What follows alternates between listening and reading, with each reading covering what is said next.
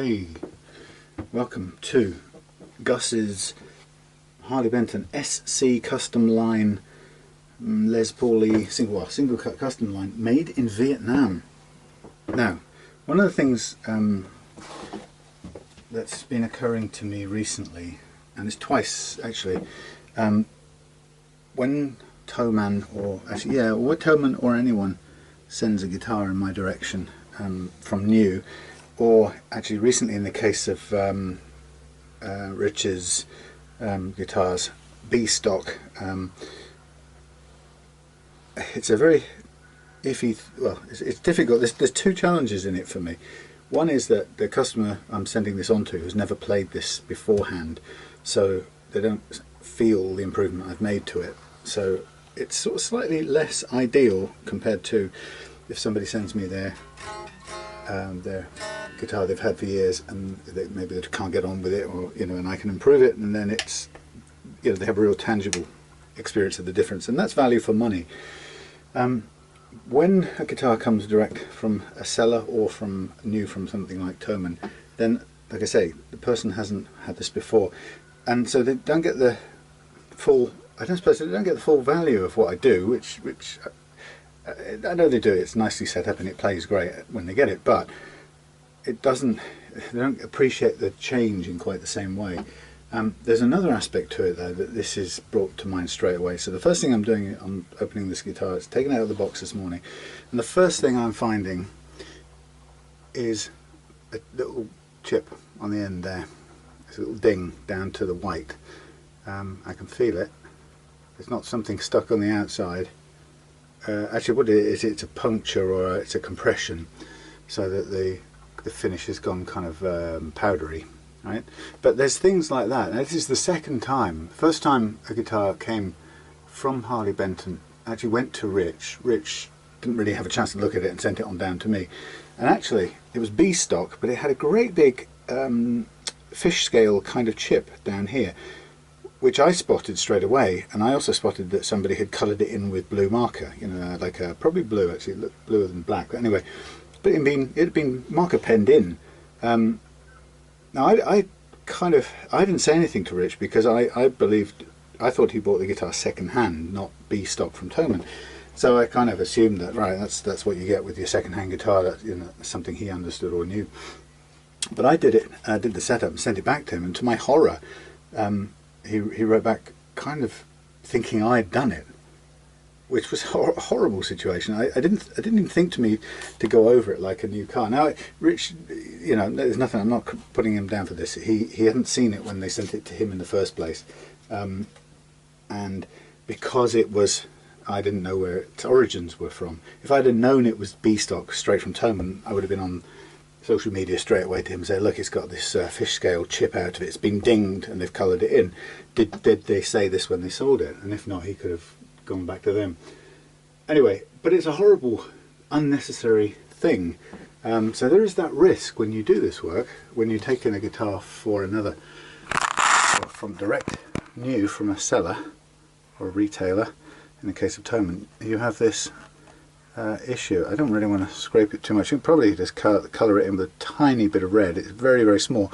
But I just want Hugh, other guitar, Gus, I want to point that out to you. It's very, very minor, and it's not caused any cracking or anything. But it's things like this that's the risk involved in this for me, because God forbid that somebody thinks I did that. And I pointed out, and it kind of goes without saying, but I did say to Rich, had I chipped someone's guitar, this is 170 quid. I would willingly, happily buy a brand new one of these if I chipped this or did anything to it. My reputation is not worth risking for the price of 175 quid. I would happily pay that to protect my reputation if an accident happened. And funny enough, accidents do happen, because I was watching somebody do their repair. They had a kind of guitar setup channel, and they had a whole bunch of they were starting to develop their thing, and they had the bench, and then behind it they had a whole set of tools on a rack.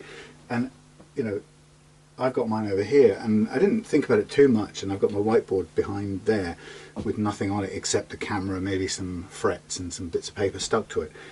But over the through 4 years or so of doing this, there's no doubt about it, I would never want my tools anywhere near in falling distance of this surface here. It's just an accident waiting to happen. The nearest things I've got, and I'm not happy about them, even there is some what do you call them, drill bits over there, but everything else here is tied on. There's some magnetically held bits of what's the word, router bits, and but everything's held up with magnets, so it's pretty strong. But as you can see, there's nothing that will fall off here, just paper, because you just don't want a spanner to fall off because I don't know, somebody slams a door in the house or something moves just fractionally. Spanner falling off on this, that to me would be, well, I'm buying you a new one. So it just doesn't make sense. So I kind of wanted to say to the person who was building their whole tool rack directly above their workbench is just don't do it. Honestly, I know space is tight, but put it all behind you if you can, or other places. Anyway, but yeah, so just that was the first, on first examination of this, that's it kind of reminds me that this is a slightly risky game for me, taking them direct from the manufacturers, because as I said, through no fault of his or mine, Rich kind of, I think he was probably horrified in the first place to think that I had done some damage to his guitar, and of course I was doubly horrified to think that somehow that's what he thought, and of course it was all because he hadn't spotted it when they sent him the B stock. And when it comes back to it, I wanted to make a point about this on a blog post or something, but I didn't in the end. But it's kind of all of the thing that we ended up having this exchange of emails and me feeling terrible that he would think that, and I had to say that to him, and then I'm sure that made him feel bad, and the fact that he'd missed it in the first place, blah blah blah. All of that came because somebody at Harley, in this case at Thomann, had covered that up and not mentioned it when selling. Now it doesn't matter whether you could argue, all right, if it's sold as B stock you should expect some damage, blah blah blah. That's not the point, and maybe there's a misunderstanding there in the people in the warehouse or whatever at Thomann. But the issue is, if you're selling a guitar with some substantial mark on it, and you do not, somehow or other it conspires that gets sold to a customer who is not expecting that big fish scale sized chip, deep chip out of it, which is then coloured in by pen. If they're not expecting that, then all that happens is your decision there in the warehouse, right, passes the damage on to me, or sorry, to Rich, and then to me, and then to between me and Rich. And it's just unpleasant, and I hate that, and I won't do it to someone else. That's one of the things I can guarantee. But it's just I just wanted to make a point about that, because some people think, well, I got rid of it, I sold it, or I thought it's got a crack in it, but I didn't say anything, and it's gone. Then what happens is the person who gets it feels bad, you've passed it on to them, or if they're worse, they pass it on to someone else because they don't want to feel bad or feel like they've made a terrible mistake or whatever. And it's horrible to pass it on. So my advice is, if you have a problem, or if something gets damaged, just take care of it, and just own up to it and get it done. Because if you don't, somebody else ends up, or you create problems for the future. Now there's a couple of other things about this guitar I want to point out. It's I think you won't be able to see it, maybe I'll take you down again. There are some interesting little dots on the finish underneath the clear coat. Again, it's no big deal, and people can say, oh, you're being really finicky, it's a £200 guitar or whatever it costs. There's one there, and there's three there, like a little, it's like triangular right angle marks, like somebody's marked it with a little point or something. And then there's a couple right up here under, but it's all under the clear layer. So whatever it was, or the stain has sunk in a bit, or maybe there was some little holes here and the stain's gone in further and it hasn't sanded out because they haven't taken it any further down. I don't know, but you can see them. They're like little triangulation marks. In fact, that is an exact right angle, those three dots there. A bit like somebody getting radiotherapy where they mark up the body before radiotherapy. It's kind of like that. But anyway, so that little tiny compression ding on the corner down here, those little dots, a bit of glue splashed around by the nut. There's some interesting sort of colour stripes in this nut. Now I think it's supposed to be some sort of, I don't think it's bone, but it's some sort of whatever they put on it, plasticky stuff. And then there's a bit of bleed on the colouring around by the frets here. So it looks like this is, I don't know what the material is. I don't know whether they call it ebony or, I didn't check. I'll have to go and look at, I printed out the spec but I didn't check. Whatever they've done, they've used some colour on this fingerboard, and it's just spilled out over the edge of the binding a little bit. And then there's a bit of glue here and there, but it's not, doesn't look, nothing major, you know. The fret ends themselves aren't bad at all compared to some Harley Bentons that have been quite sharp. These are not too bad.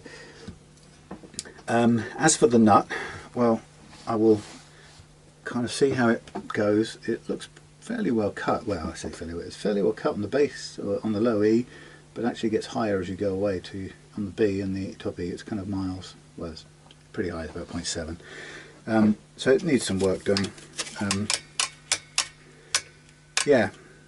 So, but it's a nice, beautiful looking thing. It came with these big strap lock things, which again I'm not going to use for now because I'll just sort of put it, if anything, put it on these. They're well attached, it seems, but they've crushed the hell out of the felt. It's totally wiped it out, but so it's miles out of tune. So let's grab a note.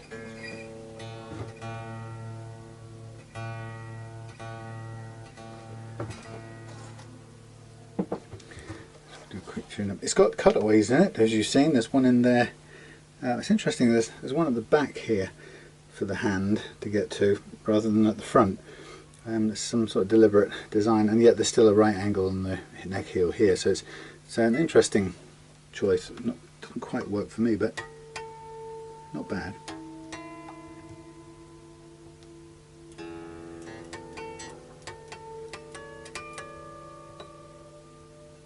Bit of pinging at the bridge.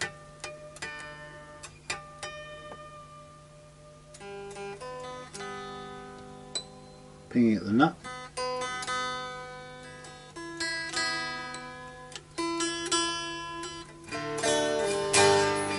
So it's funny, isn't it? People get completely obsessed with the idea of slacking off strings, and you'll have people who swear that's the only way you can do it before you post.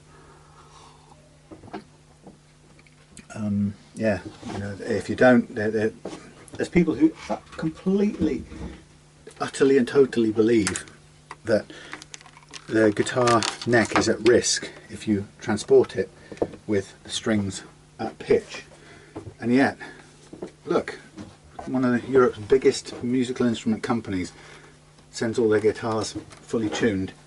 Why would they do that if it was so dangerous?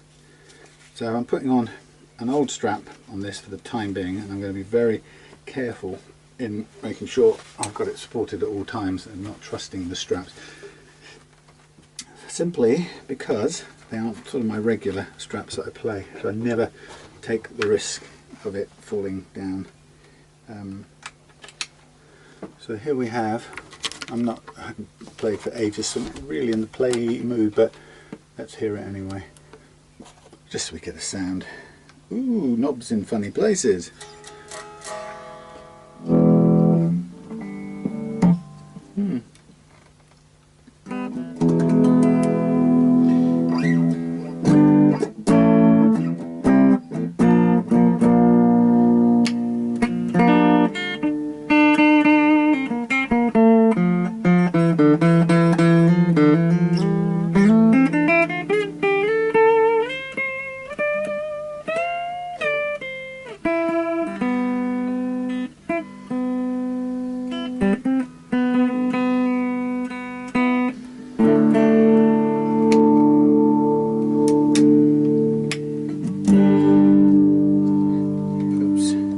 Two volumes.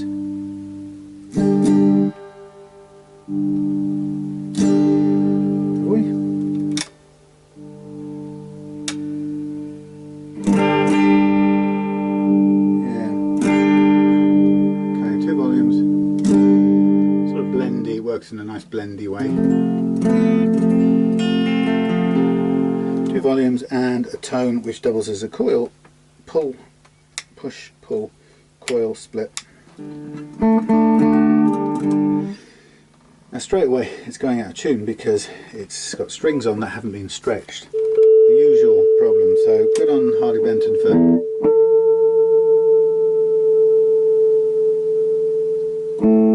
tuning it. not so good for not stretching.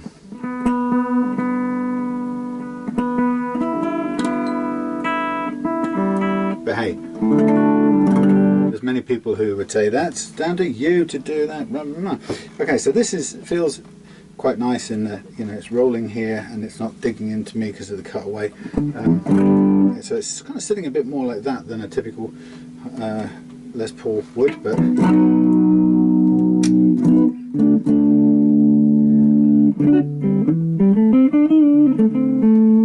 so these are the Roswell. I can't, every time I hear Roswell I think of Mulder and Scully or something.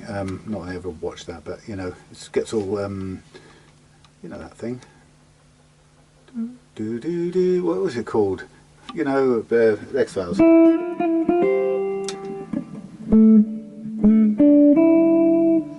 Okay. So what have we got? So we got middle position.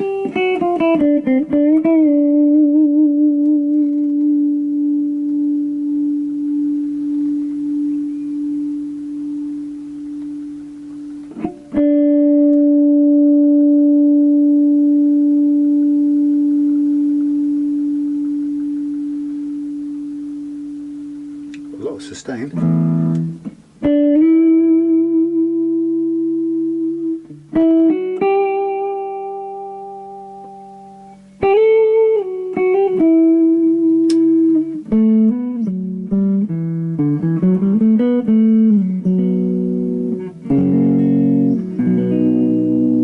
So it's going out of tune all the time, which if you were getting this straight out of the box you'd hate it, you'd be really annoyed. We wanted to play it and now having to retune.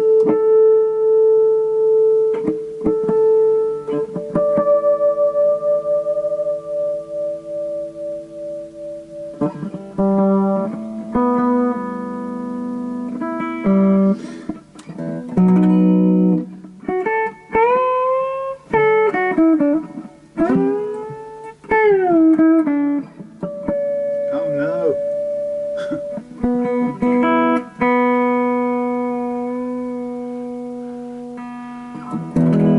Okay, so it'll just be a pain in the backside to play until it's stretched out, but that's the way of all guitars. It's nothing to do with Harley Benton. So let's have a listen to it. It's cranked up into full-on mode.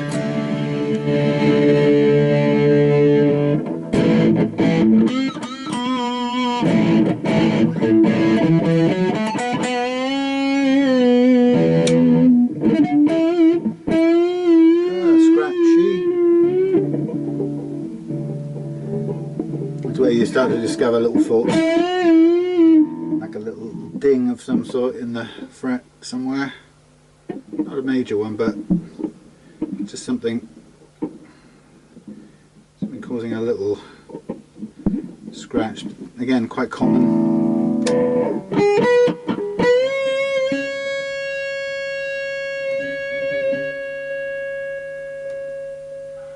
I think my batteries are running out.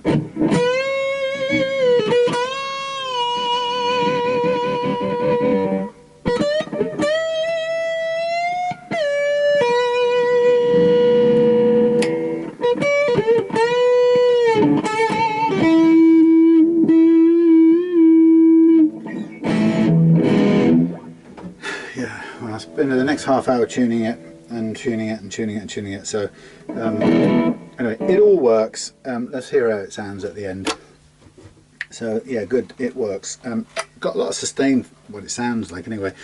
Note to self, take batteries in, get new set of charged batteries.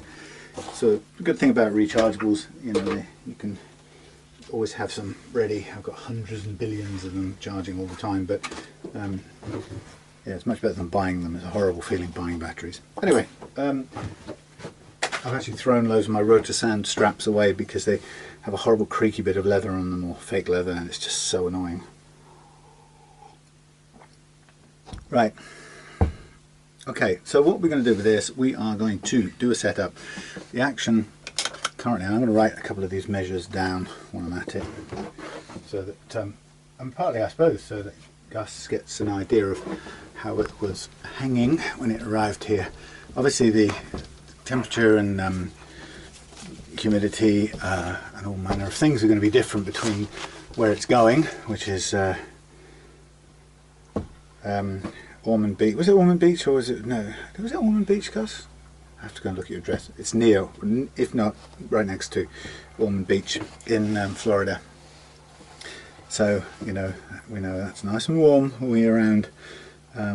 Whereas here it's warm, it's mild now with 81% humidity, relative humidity, so it's quite different from Florida.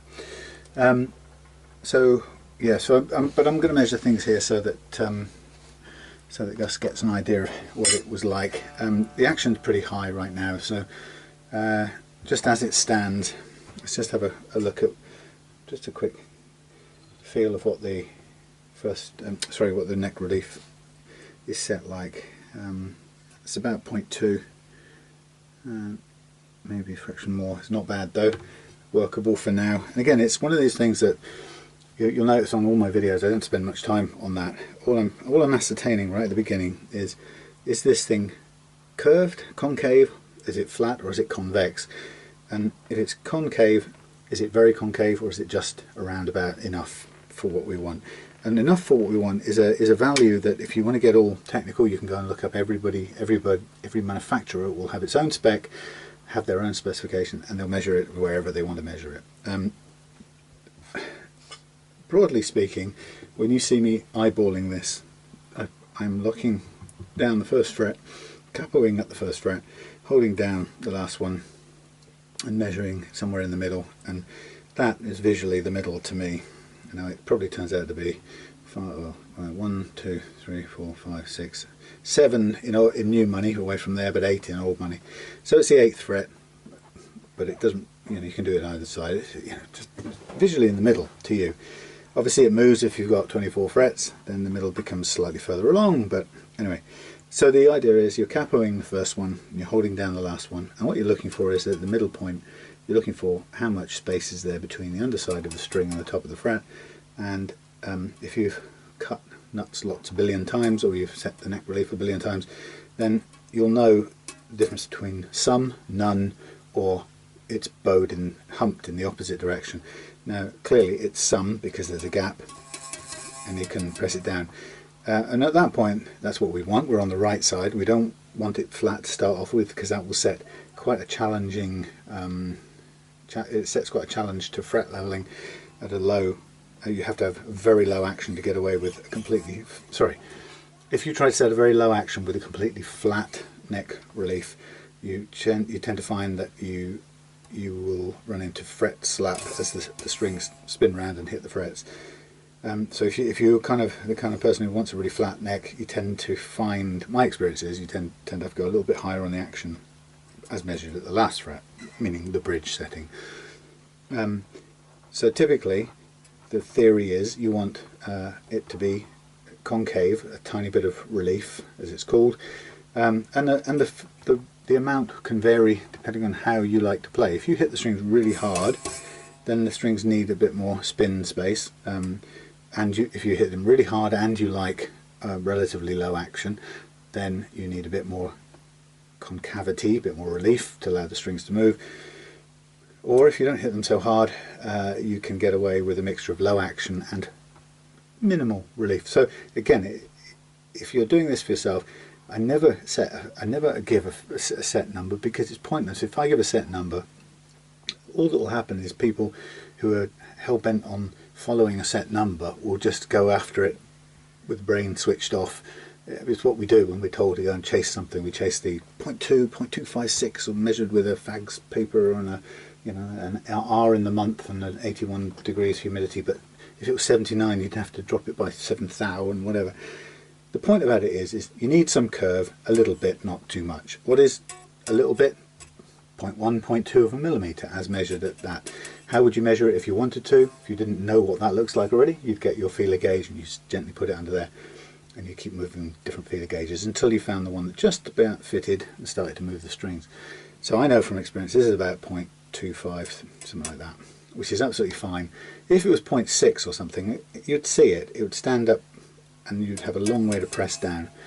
You could still go ahead and set up with that, but you would have some room to flatten it out if you wanted to, because you've got only real thing to remember here is why this needs a bit of curvature in the first place. And then the next thing to remember is when you make adjustments to the neck relief, it makes what feels like quite large adjustments to how, it makes a relatively large difference in how the guitar feels to play. Now technically, when you make adjustments to this neck curve here, it really makes the biggest difference in the centre of the neck. The thing, again, I've said this loads of times before, but people can get really funny about it in different forums.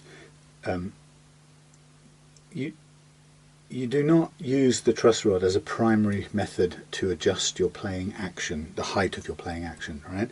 The truss rod has a secondary effect when you adjust it. The primary effect is that it creates a curvature in the neck. Oh, sorry, its primary effect is that it counters the force of the strings pulling on your organic wood, right, which tends to want to bend the neck like that. So your truss rod's purpose is to control the amount of bending. Why do you have to control the amount of bending? Because too much curvature makes it hard to play. You get a great big action in the middle. You get the frets coming up at this end to sort of meet and choke off the strings. There's all kinds of reasons why you don't want too much. But the truss rod's primary purpose is to control the bending in the wooden neck caused by the force of the strings. A secondary effect of the truss rod, i.e. something that happens when you do that adjustment, but not the reason you make that adjustment, secondary effect is that it changes the tangible playing action most tangibly around the central area, because it's bending the neck away from the string, right? So for whatever it's set to here, you put a big curve in here, and when you're playing, it'll feel like you've got a lot of room to push the string down here. But too many people I see get advised when they say, oh, my action's a bit high, they go, oh, tweak your truss rod, everything will be fine. Well, if your action is a bit high and you're feeling it here and you're saying it's a bit high, and somebody says flatten your truss rod, well, it will affect the action, right?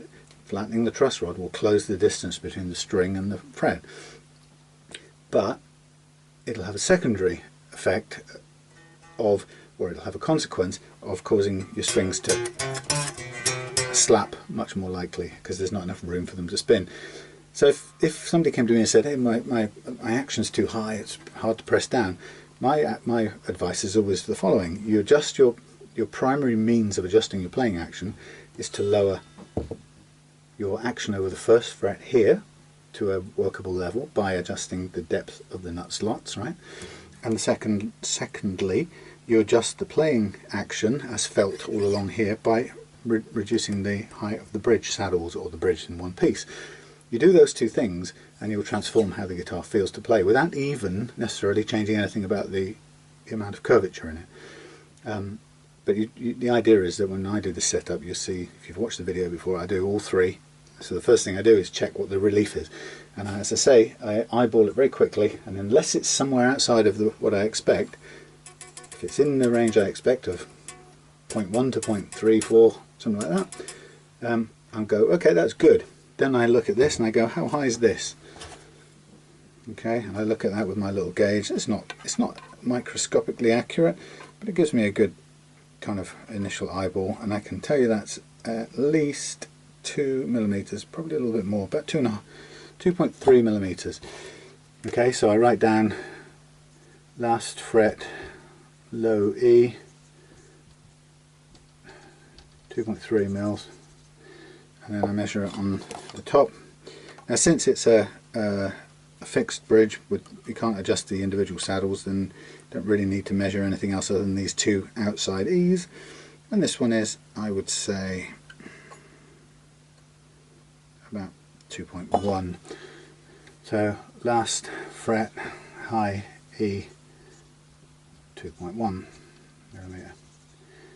Okay, now that is quite a bit higher than I would want it, and most of my customers want it, and I think pretty certain that having spoken to Gus, or correspondent email, Gus would like it at my factory settings. By the way, as I'm looking down here, I can see a build-up of what looks like a mixture of glue or polish, buffing paste or something building up behind or in the corner of these threads. So yeah, it's buffing paste compound. It's no big deal. So yeah, well, low E 2.3. Well, I would be aiming for a 1.2 on the low E on a well set up Les Paul like this.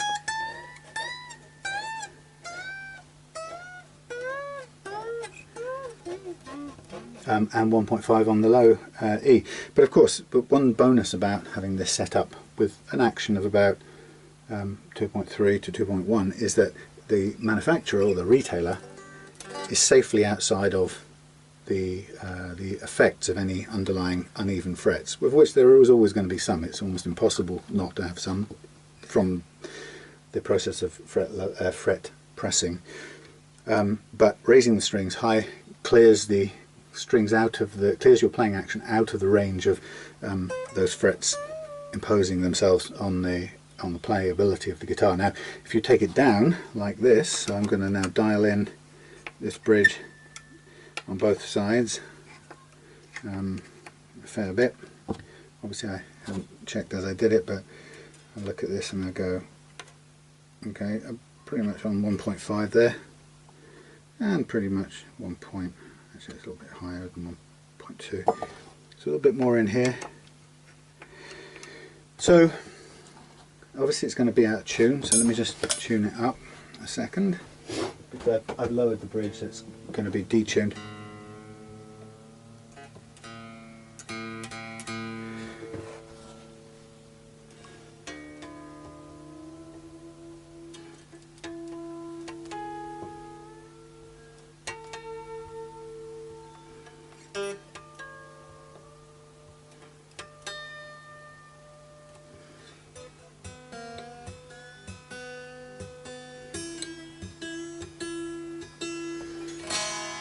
Okay, lower.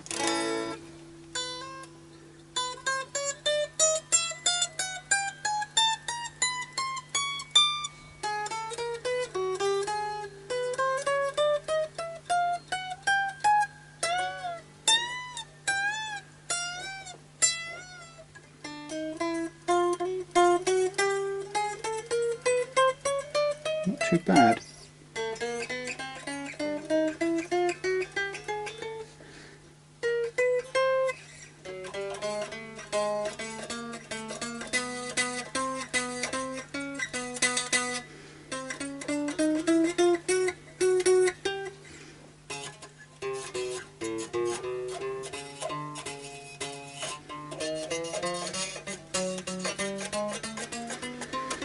Right, not bad, not bad.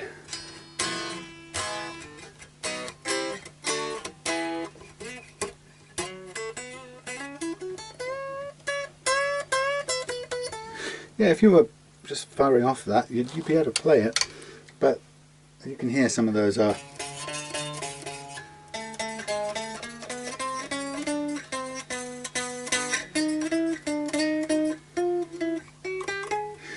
there's some down here, the last two, the two strings down there.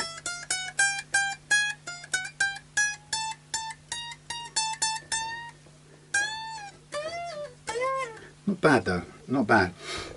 So conclusion, lowered down to my preferred action, a little bit choky around about here, but you know, that's what it's here for. We're going to do a very light fret level just to clear up those notes as clear as they can be. I've said this loads of times, when we're working with something that has, when we're working with as low actions as these, you are at the limits of what the guitar is capable of having. You know, the clearances at that sort of action are so minuscule that it only takes breathing on it in a funny way for it to you know, that clearance to disappear and you've got a choke back. So you have to be conscious of that. But I aim for, I set out to get in at the lowest possible action, playable, and then see that that's stuck in that nut. That's hopeless. But having to pull the string out with a ping is not what you want. If it's caught in the slot, then it's catching. So we'll see if we can clear it up. I mean, it's I'm going to go and look inside the house and see what it actually called that nut, because to me that's a kind of plastic really. Whatever title they give it, it's basically plastic, and I could sort of do, oh, well, we could do without it, couldn't we? That's a simple way of doing it. I said to Gus in the first place that I would change it for a bone line. I mean, it's yeah, it's a sort of, it's a graphite-y style material, but really, you know, let's just double check it against a bone line. I would recommend bone any day of the week, which is why I buy in bulk. I just want to check the spacings, make sure they're as close as they need to be. It's about 0.5 millimetre wider all across, but that will be fine. It's very minuscule or marginal, I should say. Yeah, but yeah, let's go with the bone. Go with bone. Go bone. Yeah. Yep. Bone. Yeah, this is I mean, it's a, okay, the only thing this has got going for it is that it's in the colour of the original, but bone I find much more dependable. The reason I was taking those strings off, or down, but I'd probably have to take them more off, was to fit a replacement bridge on this. So we've got a roller bridge, which actually the Harley Benton bridge on here isn't bad. What they've done is they've actually cleverly increased the amount of room there is for intonation above many other brands of Tune-O-matic bridge. So it's a sort of clever move. Out you come. Thank you. So yeah, they're about the same amount, but having said that, a roller bridge is a nicer, kinder on your strings and far less likely to break strings as well. So there we have it, just changed over. I'll obviously include this as well in case you want to change back or whatever, but it's, okay. So the first thing I'd want to do is get this nut fitted, and I'm just kind of looking to see what we've got in the way of elevation. So I know, now some people have got very clever ways of doing this, and I don't think I have. Maybe I have. Let's see if I can do a clever thing. I've never tried this before. I'm going to mark up this nut here with black stuff. I'm going to be clever. I think I'm going to be clever. People use a pencil for this. I've seen this done, but so what I'm going to do is I'm going to place this on here, and I'm going to move that down there, and place this on here, flat on my frets, and I'm going to scrape across like that, and by Jove, it doesn't do a thing. I thought I'd have a chance of scraping, I thought I'd scrape the colour off. It's not quite working like that. Let's see if I can scrape a bit harder and get it to come off. What I'm looking to do is just mark equivalent line. Well, I'm marking a line, but it's okay, so what it's telling me that the top of the frets are going to be what looks like about just under a millimetre down from the bottom of the slots. So what I don't really want to do is make too much adjustment. I could have just compared it against this, for example, but it's hard. It's very difficult to compare them height-wise when they're both sloping forwards, and you can only really realistically put them back to back like this. It's not a very accurate comparison. It would be nice if you could just push them that way together, but of course one's the bass end and one's the treble end, and it doesn't add up. So a quick look like that tells me that's probably okay to just go straight with that, and then we'll work downwards from the top there. Now obviously what I'd like to then do is just remove the permanent marker that I put on there, which I can do just as easily with a light sanding. I don't want to thin this out too much, but I do. I just want to get rid of the marker pen.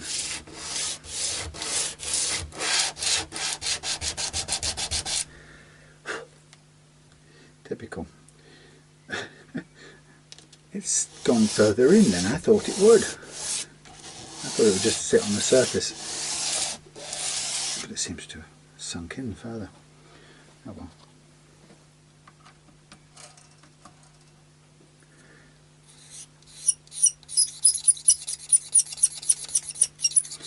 Okay, I'll clean that up at my leisure, and what I'll do is I'll go and start with another one. It saves time, I've got so many.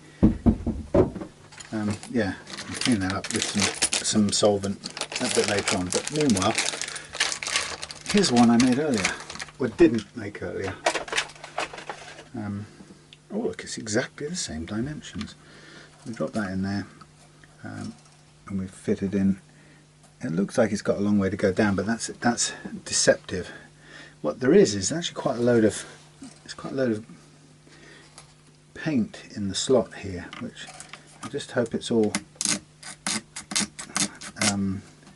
flat, and it isn't, funnily enough. So that's quite revealing.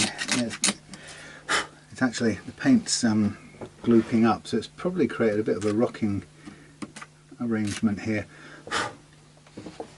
Let's see how it sits. Yeah, it's not too bad now. Just flattened it out a little bit. Okay, that will sit in there beautifully. Get a small drop of the amber super glue nectar.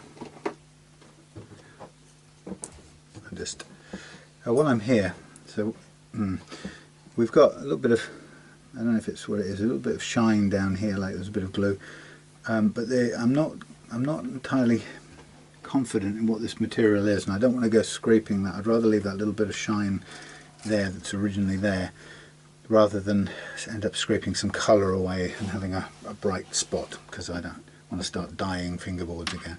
So I'm just going to work with what is there, but it's like the buffer, or no, it's a bit shined up at this end, whereas the rest of the fingerboard is matte.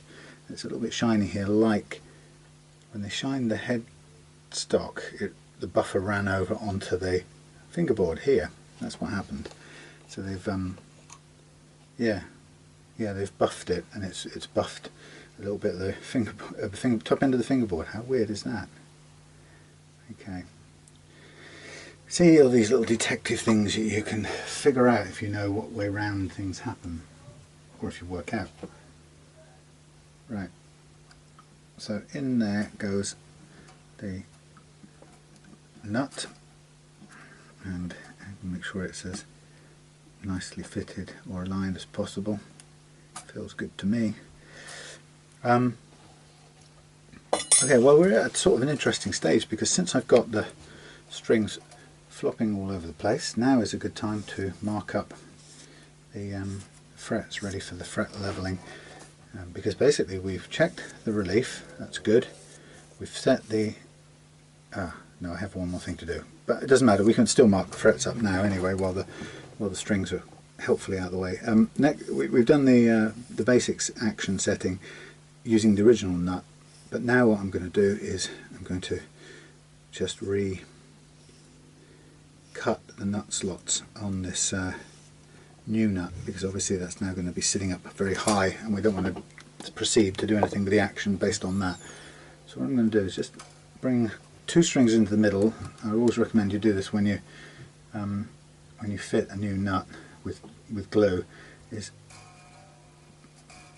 tension the middle strings first. Puts the nut under pressure, but it doesn't pull it one way or the other, and then kind of do them in pairs like that. Otherwise it will just shoot off sideways, and it's a pain. Get on to your thing likewise. Yeah, all right, I really got that right, didn't I? Okay.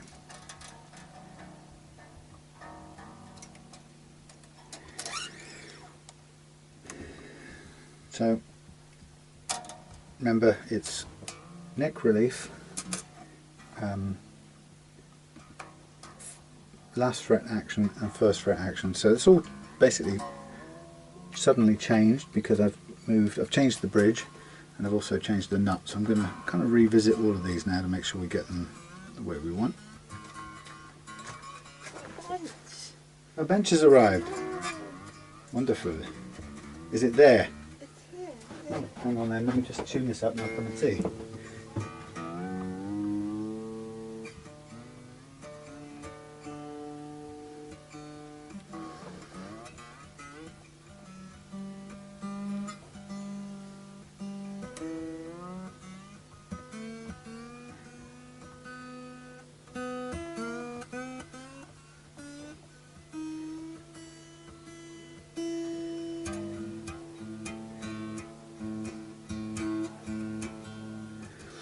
Okay, let's go and see it. Ooh, got some batteries. Ta-da! Great guitar, that Ace Pro. Oh, right, standing in the garden. Hello, Yummy. This is Morris's sister. She's very needy and persistent. Oh, sorry, madam. And you can see it's grey and humid, and now we've got a fabulous new benchy thing with some steak oil. Wow. And that's going to go up on there so we can have our coffees, and when the sun comes out whenever the summer comes round. Hey, look at that. Dry and grey dust. Probably better to leave this on then. Well, for now, I suppose. I'm going to let this stuff on. Should we leave it here? Do you want to put it up on the... Hold on, I need 2 hands for this. Ah, how cute. That was our bench. Anyway, so now time to get on with things. Right, so what do we have? First of all, we have obviously a very high nut action, which we don't need to worry about for a second. I'm just going to clamp that off with the good old-fashioned, whatever that thing's called, capo. Now I'm going to just double check what's possible with the action settings here, because occasionally you find this isn't quite low enough, which is quite funny. Not always the case, but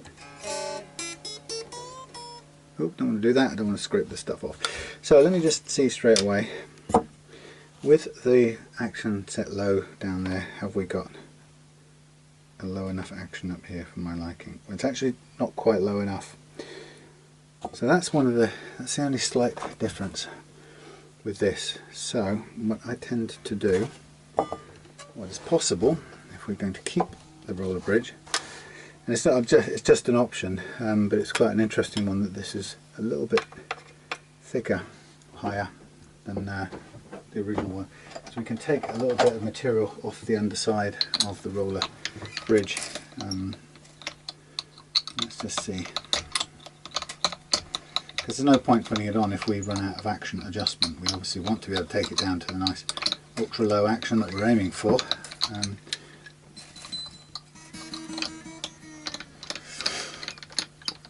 Okay, so we've got our new nut in place.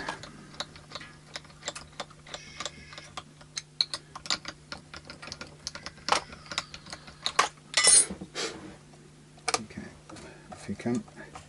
Yeah, that's a slight shame, really. Well, it's no big deal, but it is ultimately the rise and fall is just a little bit more. So we can take off some from the underside of the this bit here, so it sits on the same things obviously, but it's going to sit lower, so we need to remove about 1 millimetre from there. So I'll do it off camera because I don't want to hurt you with the noise and the bits of metal flying. Just while I'm doing it, quick look here. What we've got, just out of interest, is I've got a homemade bridge for the archtop acoustic over there, which is in the making. Now, this was has been refurbished, but the original bridge was, because it was in two parts, it just wasn't working. Couldn't get the action low enough, so I've made a new one, which is effectively a single piece, or yeah, single piece, whereas the other one was unnecessarily originally in two pieces with the adjustable wheels. But by the time you have to remove all those to get down to the kind of actions you need, once it's several years old, then what you end up with is a very flimsy thing. So making it again like this is quite good, because you get a chance to reconstruct it as a solid piece. Now obviously I'll let this continue to dry, and then we'll clean up the spill of the lacquer, the resin. And then I'm going to cut a 7.25 radius into that, which is going to end up being more substantial than this thing, which is about the right height now, minus its wheels and everything, pretty much scraped down to nothing. But this is going to have a more substantial contact, but it's by the time it's done, it's still going to be in the same range of height as this one. Anyway, alright, so I'll come back in a minute when I've adjusted this. Okay, so here we are. We've got two banana truss rods with new paper on them, and I'm going to line up my set of nut files for taking down this nut, because that's the first stage really now, or the next stage, is to get the nut sorted. So for that I'm going to use a few different things. Let's see if these are all current, because I'm going to be working with 10s, aren't I? Only ball regular slinky 10s. So we're going to see what sizes we want. Well, I don't want to go 13. I'm going to go, sorry, 10, 13. 13, I'm going to go 17, which isn't that one, that's 48. My new ones still haven't arrived. 17, anybody? Anybody? How weird is that? They're not around. 17, no, 11. Where did they go? Oh boy, that's mad. They were sitting at the top of the pile 5 minutes ago. Now they've disappeared. I might as well just tip the whole lot out. 10, 7, 2 17s, yeah, that's great. 17, 17, 24, 26, let's go 36, wherever that lives. 36, anyone? That's not that one anyway. 36, 36, 36, let's go 40, 42 and 48. 42, 46, 28, 11, 48, and I don't know where the 42's gone. 26, 13, 17, 28, 32, 46. Where's the 42? There it is. Annoying. Right. So just one set of 11s, which is on its way, is going to solve all that faffing about, really. If I'd kind of known that at the beginning, I would never have bought loads of undersized sets that really aren't going to do me any good at all. Anyway, alright, so here we are, back in Sanityville. Right, now first thing, I'm going to just do another little adjustment. So what I've done is I've taken down the some material from the underside of the bridge, and that means now we've got very low action down here. So I can now, and by the way, I've made one adjustment on this, and somebody else, I've just noticed, has gouged the screw on here. Little details like that, okay? As you saw, I made one adjustment, but somebody else has got the wrong tool in there or something. Just another little annoying detail I wanted to bring to your attention, because, well, for the reasons I said in the beginning. Okay, so that's a bit low on this side. As you can see, I've got exactly the right screwdriver for this, and I know exactly how it goes, so somebody else has gouged this a bit. Right, there's my low action reset. It's going to get a bit higher when this jumps up. So now I want to set my first fret action, and this is going to take a little bit of working down because these are very high currently, so I'm just going to drop off these two outer strings here, and I'm going to work with my V file, and I'm going to set my good old metric thingy to 0.3, which is my target, and I can see how very far above that I am at the moment, but that's fine. We can, once we've taken down the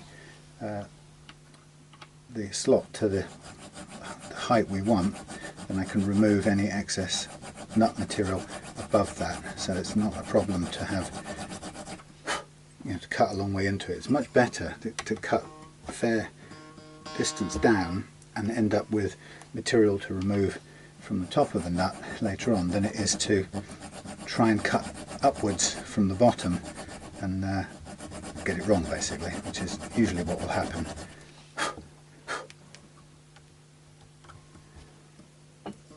So I can see the gap. I have in the past used those bass guitar nut files. I did it the other day and it just took me a bit too quick, too far, and it was annoying because I had to go and shim the nut to fix it.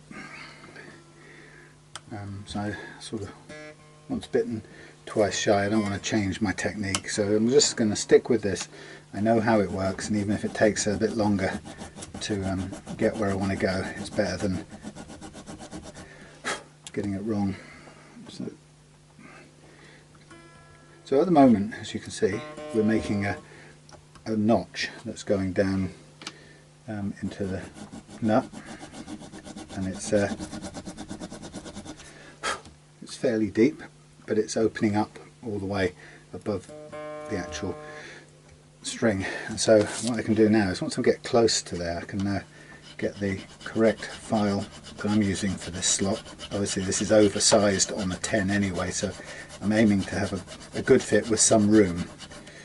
I described to someone yesterday who was asking about, Kenny was asking about nut files, Kenny Berg, not Kenny McPhee, but Kenny was asking about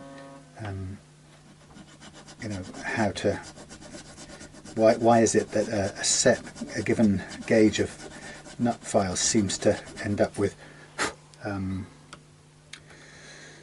strings sticking. And the reason is because these things, even when they look quite new still, they, almost from the moment you begin to use them, they start to buckle. And because they buckle, it means the slot that they're cutting is never completely straight through the nut. And as a result of that, it's quite an interesting sort of process, because if the slot isn't straight, if it's slightly buckled or slightly curvy, the string gets caught as it goes through the snaky curves. So where you think you should have a clear run through, what you actually find is that the clearance disappears, so that you end up with a string that gets stuck, just even though it looks like it should be fitting through with no problem. Okay, so we're down to getting close to the level now, and it is a deep cut, and I'm trying to use the less used side of the file to get a nice final cut on this. Reference to the Pink Floyd album there. And stop there, that's good. And even though now there's tons of material above the string, we'll gently sand all of that away afterwards. And this is the only way I know to get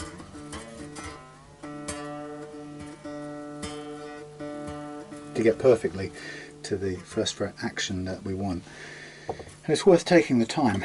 I've tried it endless number of times of cutting upwards from below and then fitting the nut, and guess what? It never works. You can never get it to the exact, I can never get it to the exact depth that I need. It's never possible. It's always slightly wrong one way or another. And what I'm really concerned about here is just keeping an eye out to make sure that this V notch goes downwards in a straight line. Don't want it sliding off sideways. That's the only slight risk of using a V file like this. No, I don't want the 48, I want the 42. Thank you. Yeah, so eventually these nut files wear out and you end up having to either buy some new ones, or sometimes you can break them off like this and try and use the stumps, but even that isn't perfectly sensible because it doesn't always, they don't always break cleanly. Sometimes they bend as they break and you're kind of back to square one really with a buckled cutting edge. I don't want that to be banging against there. So when you're doing this, it can be a lot of material to remove, and you know, the temptation, and I keep finding this every time, is to go back and try and take it off from underneath. And unless you're better at absolute precision engineering than me, which is entirely possible by the way, but I've tried it repeatedly, time and time again, and I just cannot get it to the precision I want. I can't even seem to get it to an advance on this, you know, to save or to reduce the amount of cutting down. It seems quite difficult to do. Still, it's not that it's impossible, it's just I find it difficult. So personally, I would rather approach it from this, working downwards. If the files were a bit newer anyway and a bit less buckled, this would be considerably easier. But we're getting close to the place, and then I use the jeweler's file to widen the slot again, just to make sure that nothing's sticking. Get as low down in the slot as we can, and then finish it off with the chosen file for the job again, which I can see from here is already bent slightly. I don't really have much alternative to this one until my new set arrives, so just have to kind of persevere with it and take it as easy as possible. So still a bit of clearance. You can see I'm having to lift the string out quite a long way now, so would rather not have to do that, but as I say, the alternatives seem to be quite counterproductive. I seem to get caught out every time I try and do it that way. It just goes wrong. So it's one of those things, if you can't learn your way past it, then sort of stick to what you know. Now I'm just going to move something out of the way here and see if I can, that's not going to work, get over there. I'm trying to use the straighter edge of this, but you have to be very careful as well because it's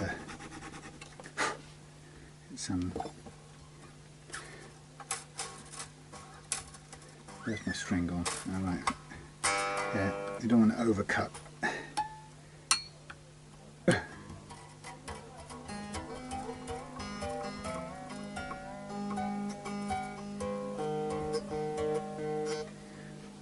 far are we?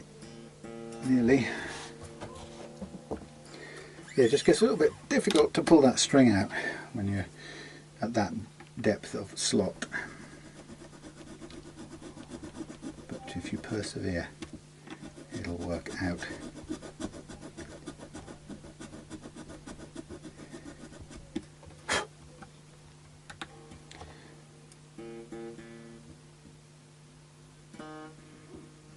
Close. Oh, please, language next door.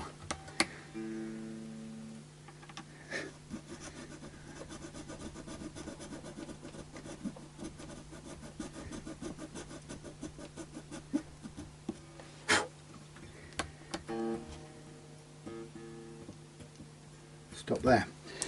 Okay, so you can see it's a fair bit of work.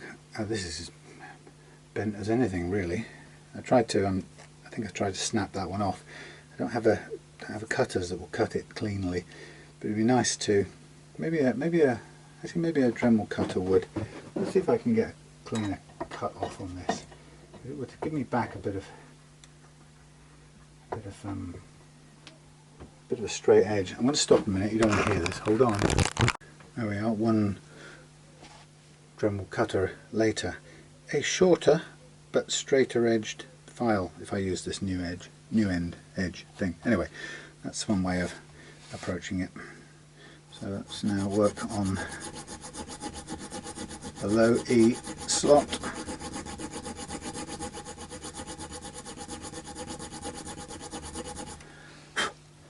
Check where it's going.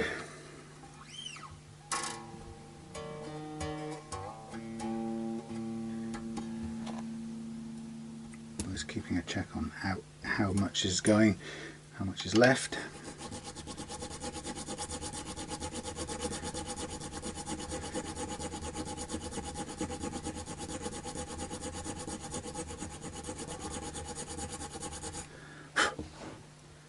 Okay. Loads of room. So now I'm going to use my freshly sliced off 48 file, which actually is quite hard to hold, strangely enough. No surprise. But hey, it's doing its job. I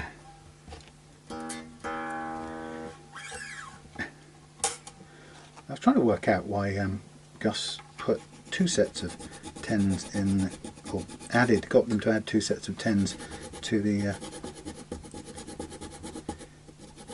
pack with this Harley Benton, so it means I can send a spare set on to him. I only need one in this process. Providing everything goes according to plan, which I'm sure it will. There's no reason why not.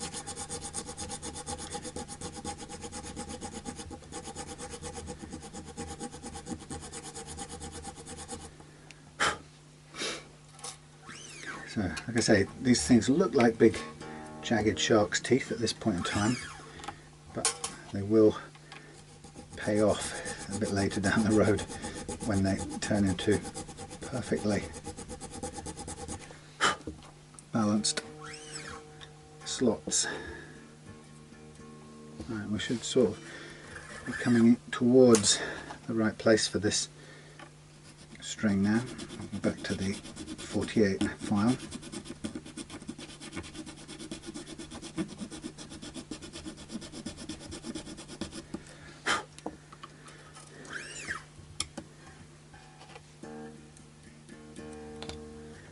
Getting there.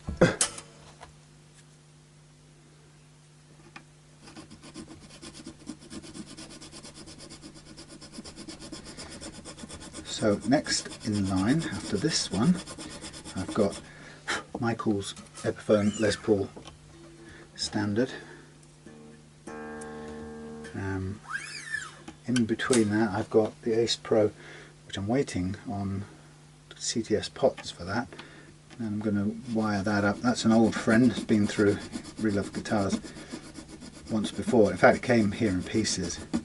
I got it as a sort of bargain on eBay because it was in very bad shape, and I was able to put it together again, and in fact it played and sounds great. So it's been a favourite of mine, and Hugh's had it for about 3 years now, but he's now passing it on to JT, so I'm going to basically replace the tuners, rewire with a vintage wiring system, and I'm going to put some Russian oil and paper and oil caps in there for fun, and new strings, clean it up. It doesn't need a lot more than that.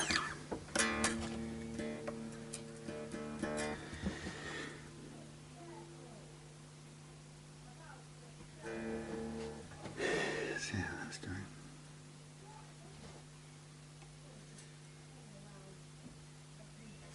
still high. Tempted to wimp out on these, but I've worn most of the darned pen off here, so I probably need to remark it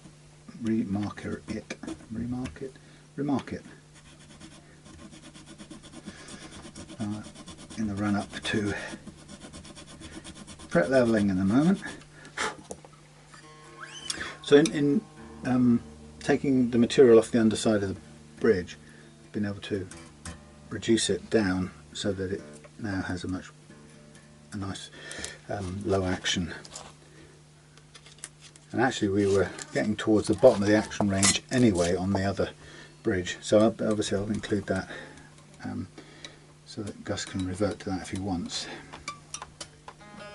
Okay, so now I'm going to switch over to the 24 or the G track. I think I will need to put some more pen on, certainly on this end. It's quite hard to do this without touching the frets.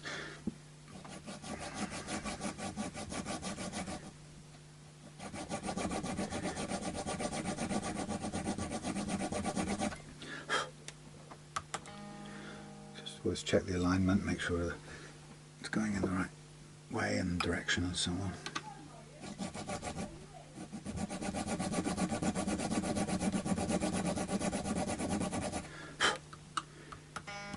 These Harley Benton truss rod covers now are fixed on with just one screw, trying to be more Fender than more Gibson than Gibson. The Gibson recognised for only having two, so Harley Benton have outdone them and settled for one.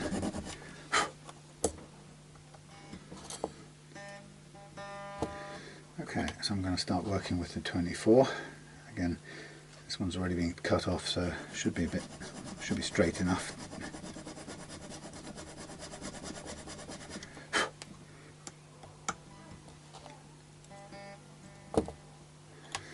Oh yes, I've got to go and change the batteries in the amp before I plug this in again.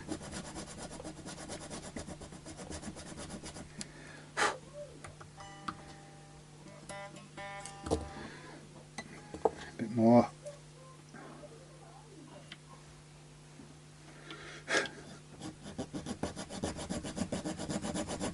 As it's normal life,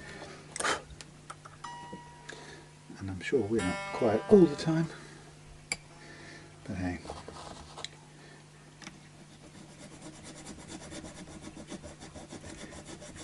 So the thing is about this, you're working with buckled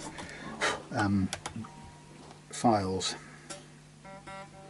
is that it particularly makes a difference if the nut is deep, like a Les Paul nut is. So a Fender nut being shallower in depth, not quite such a problem, but the deeper they are, the faster the more wiggly the line can get, and the quicker it can get wiggly, if you get what I mean. So I've just found it's not really even about how old these tools are. They just almost from day one they bend as you use them, not just because they're old. I mean they remain buckled once they're old. But they start out that way really.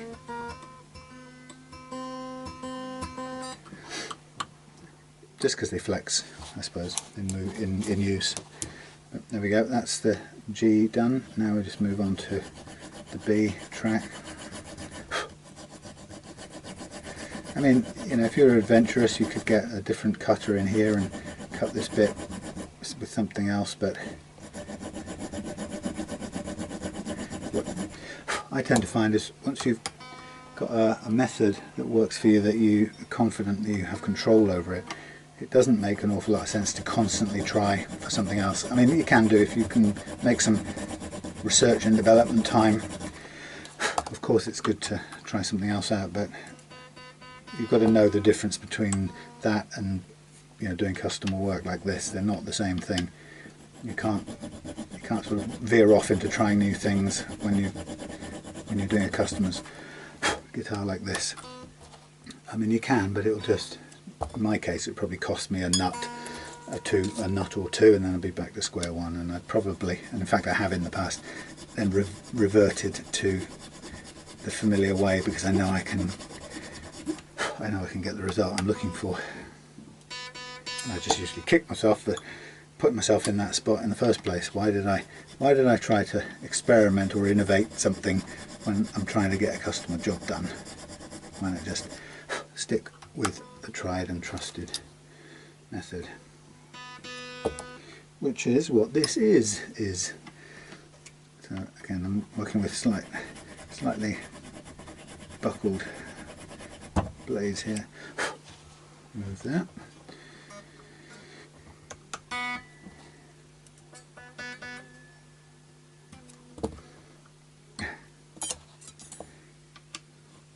Quite sure when the arrival date of these new files is, but they come from Canada, so it's probably going to take a few weeks, a couple of weeks at least. So you can see it's starting to bite the grab the blade here, so it's quite hard to work. But we're almost at the target height anyway. Now, most of the time, once I've got this down to the height I want, there's a process of widening it very slightly with sandpaper that happens a bit later on.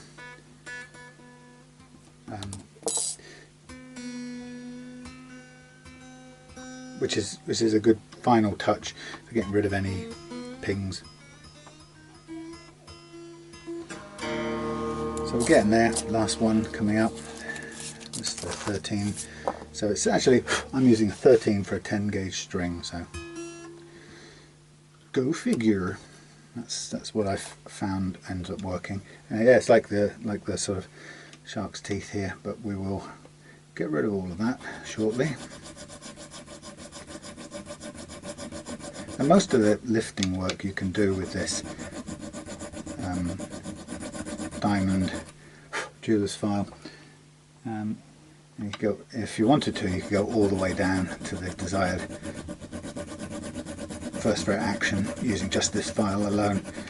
But you have to, it sticks out, and you have to be careful you don't cut it and scrape the tuning pegs and whatever. So it is a big deal to get this right. Like I say, if you're somebody who convinced you could engineer this nut correctly, by cutting up from the underside and doing all it takes and just drop it on with a bit of glue and that's the job done, then great. I can't seem to do that. It's not within my skills base, I'm afraid.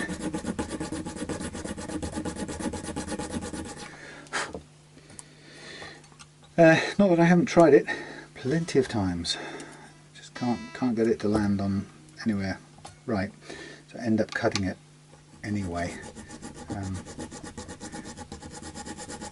So I kind of end up just thinking, why don't I just stick with working downwards since I know where I'm going. And you can die of boredom with me. That's how it works.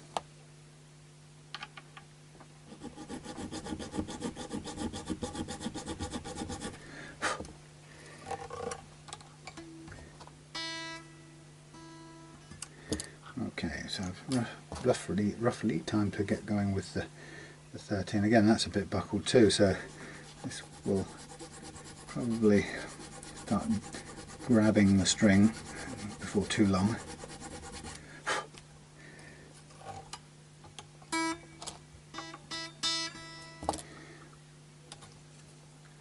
It's funny how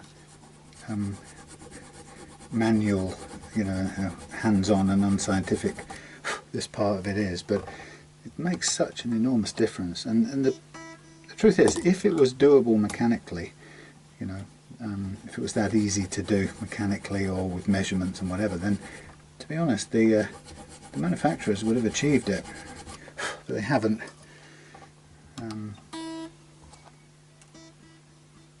Most guitars still ship with Actually, that's not bad. I quite like where that is right now. Most guitars still ship with nuts that are way high. Okay, so actually I'm happy with that. What I'm going to do is, for now, I'm just going to drop these off again while I mark up the strings. You can see it's all full of bone dust around there, which we'll clean up at the end. Don't you worry. And at the same time as we also shave down the nut. So for a minute I'm just going to mark up these frets again that have been rubbed off. That should be right. Then reposition these, and then we're ready for double check of the action followed by fret leveling.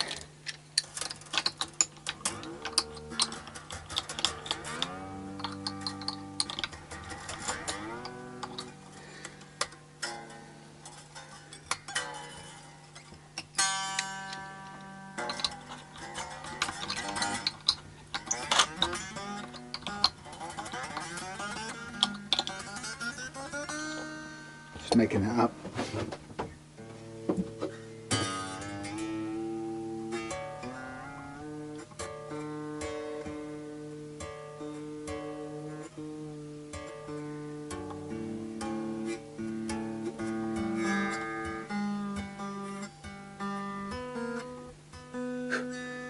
Go away. Alright, my lover. Cup of tea. Thank you. Slowly but surely.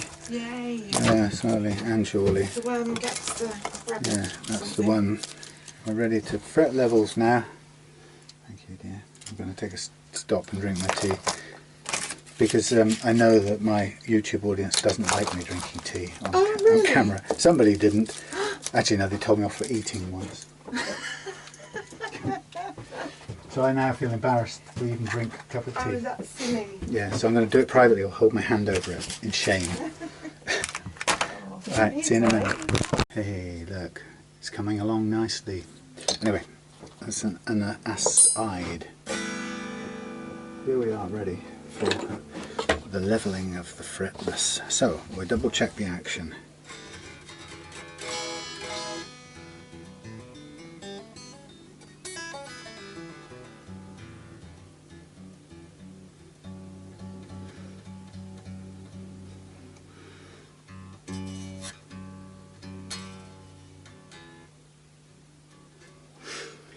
Probably just a second. That needs a little bit more doing on that last one. I don't want to back out too soon. You know what I'm saying? Before we do the leveling, nearly there. Yeah, it's too high, man. Too high. Come on, baby. You can do it.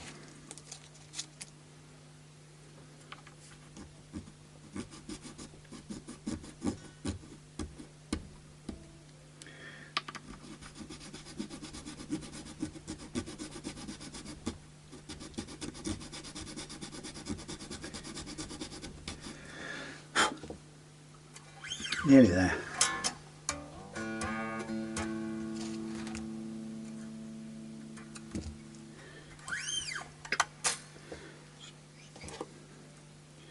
Almost there.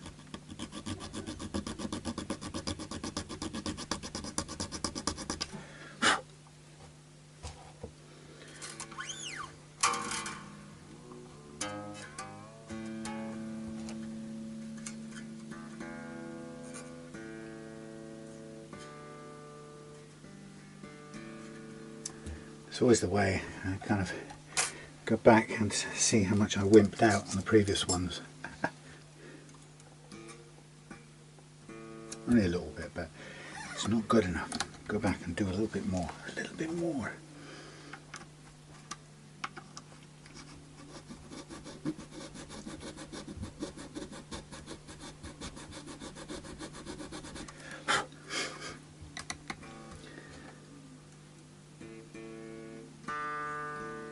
Okay, that's better.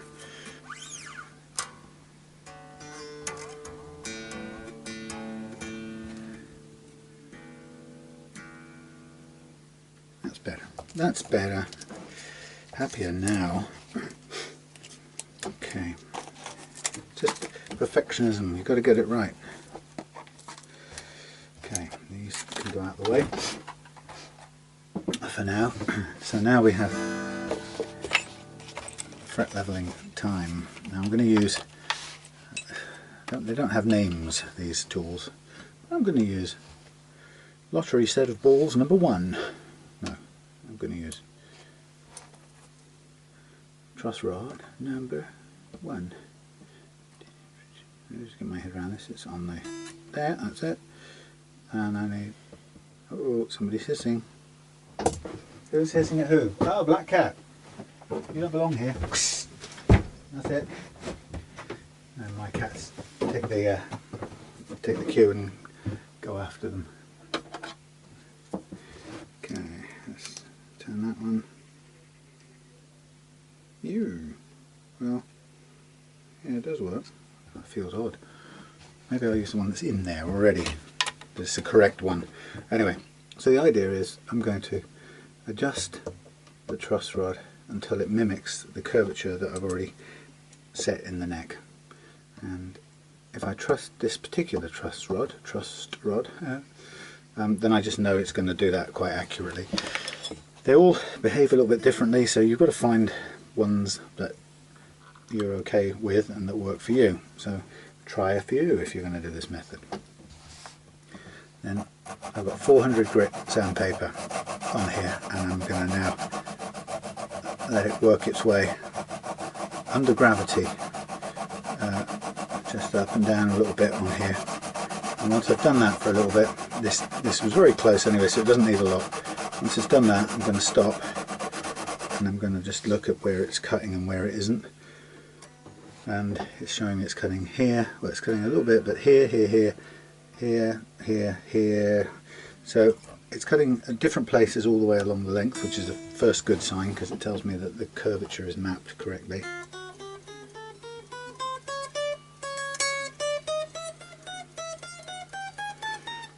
A little bit still there, but I can tell there's a high fret there, so that's not surprising that it's still got a little bit of work to do there. And that's what this is really good for. And it means that I can just keep using this until this tool has just taken down that high spot that's getting in the way of those notes down there. So I'm just allowing it, working it, just a little bit more pressure now, but allowing it to cut that high spot down as much as it needs to. And I can see it's there, it's higher than the others. And it cuts it down just enough. It's enough to allow the notes to play.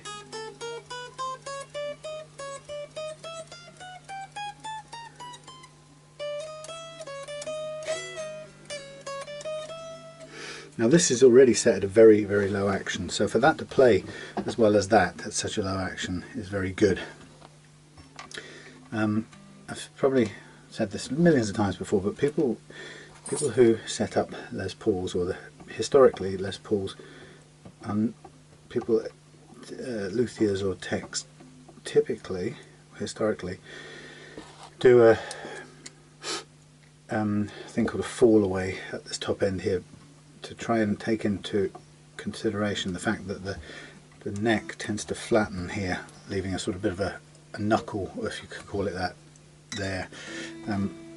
I like to think of it as a sickle blade with a nice curving blade around this part of the neck, where the truss rod tries to curve smoothly in this part of the neck, but then it comes into a sort of much more rigid area here, where the neck is held fast against the body, and it thickens up to nearly 3 times its original dimensions as well. So those things all conspire to mean that it just doesn't respond very well, and also doesn't follow the curve in the same way as the outer part of the neck does. So typically, if you think of a sickle with a curved blade up to about here meeting a handle, straight handle, you've got a joint sort of somewhere on the way like that, straight handle, curved blade, and that joint is a problem.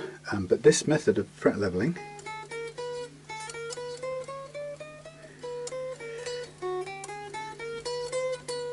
that fret there, that's the high one, it still needs a bit of work on the second string.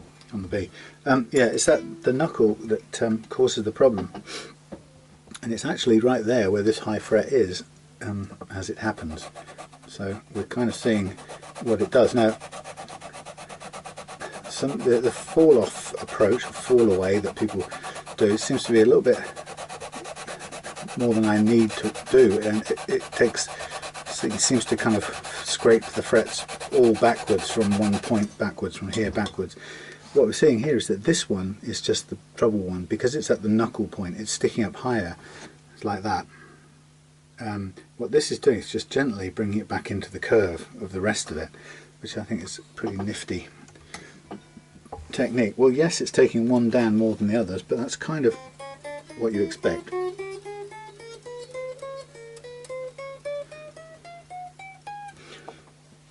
I'm stopping there, that's good. Yeah, so it's what you'd expect because of the shape. So this method, using a curved bar, seems to, and I'm talking now 500 or more, probably 600, closer to 600 setups done this way with this method, and it seems to, my feeling that it seems to negate the need for this fall away, this deliberate fall away, because this thing just brings the whole of the neck into this curve, and you know, you could say, well, it's scalloping away this little knuckly bit here. Well, yes, it is. So you want a nice curve, and there's a little knuckle in it. It's just gently wearing that bit back into the sort of overall curve, and it seems to do it really gently in such a way that it doesn't, you know, massacre the whole set of frets from here backwards, which the fall away concept seems to do. Anyway, the point is, I've never had to do a thing called fall away using this method ever, so it's a bit alien to me. I talk about it, and I'm going on the basis of what I think people do, but it's not something I've ever had to do with this method, because it does what you need it to do. Okay, so we're getting a little bit of a high spot here as well, which is fine. And again, the beauty of this method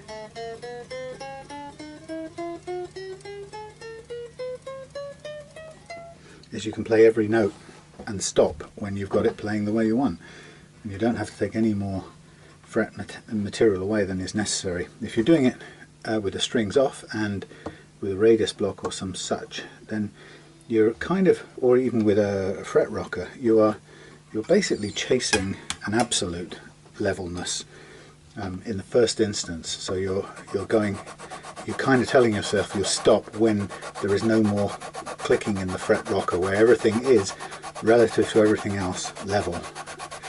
But the beauty of this system is, practically speaking, you don't need everything to be absolutely level. You just need it to be level enough to play the action you've chosen. So it kind of gives you back that fret metal that is between the action you've chosen and, you know, absolute levelness.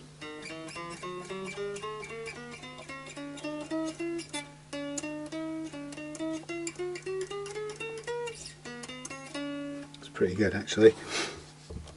So yeah, you stop as you get the playing action you're after to play, and you don't go any further than that. So it's very effective on that front, as well as taking care of the fall away business, or the knuckle in the Les Paul neck, which is a classic problem with a Les Paul design. The other thing that's quite unique about this method as well is that even if you were to take the flattened neck, level everything absolutely with a radius block method, you know, and check it all with the fret rocker, right, and you get an absolute levelness. Even if you were to do that, then you polish it all out, do all the re-crowning and stuff that we do anyway.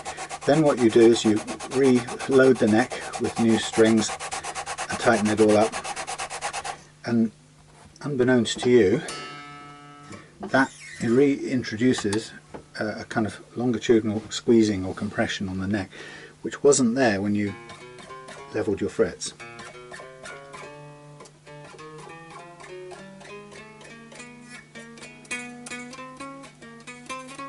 A little bit there. Yeah, so you've leveled your frets, brackets, probably more expensively than you had to, end brackets, but then once you've even done that, then you add, I'm seeing something, it's a reflection, then you add back the longitudinal compression of the strings, and it does something to the position of the frets in that it just moves them very slightly relative to each other. That compression changes their relative levelness just slightly in a way that it didn't do. It doesn't do when the strings are off, obviously. And so that just, it isn't a huge amount, but it is enough to reduce the accuracy of the level by a few percent.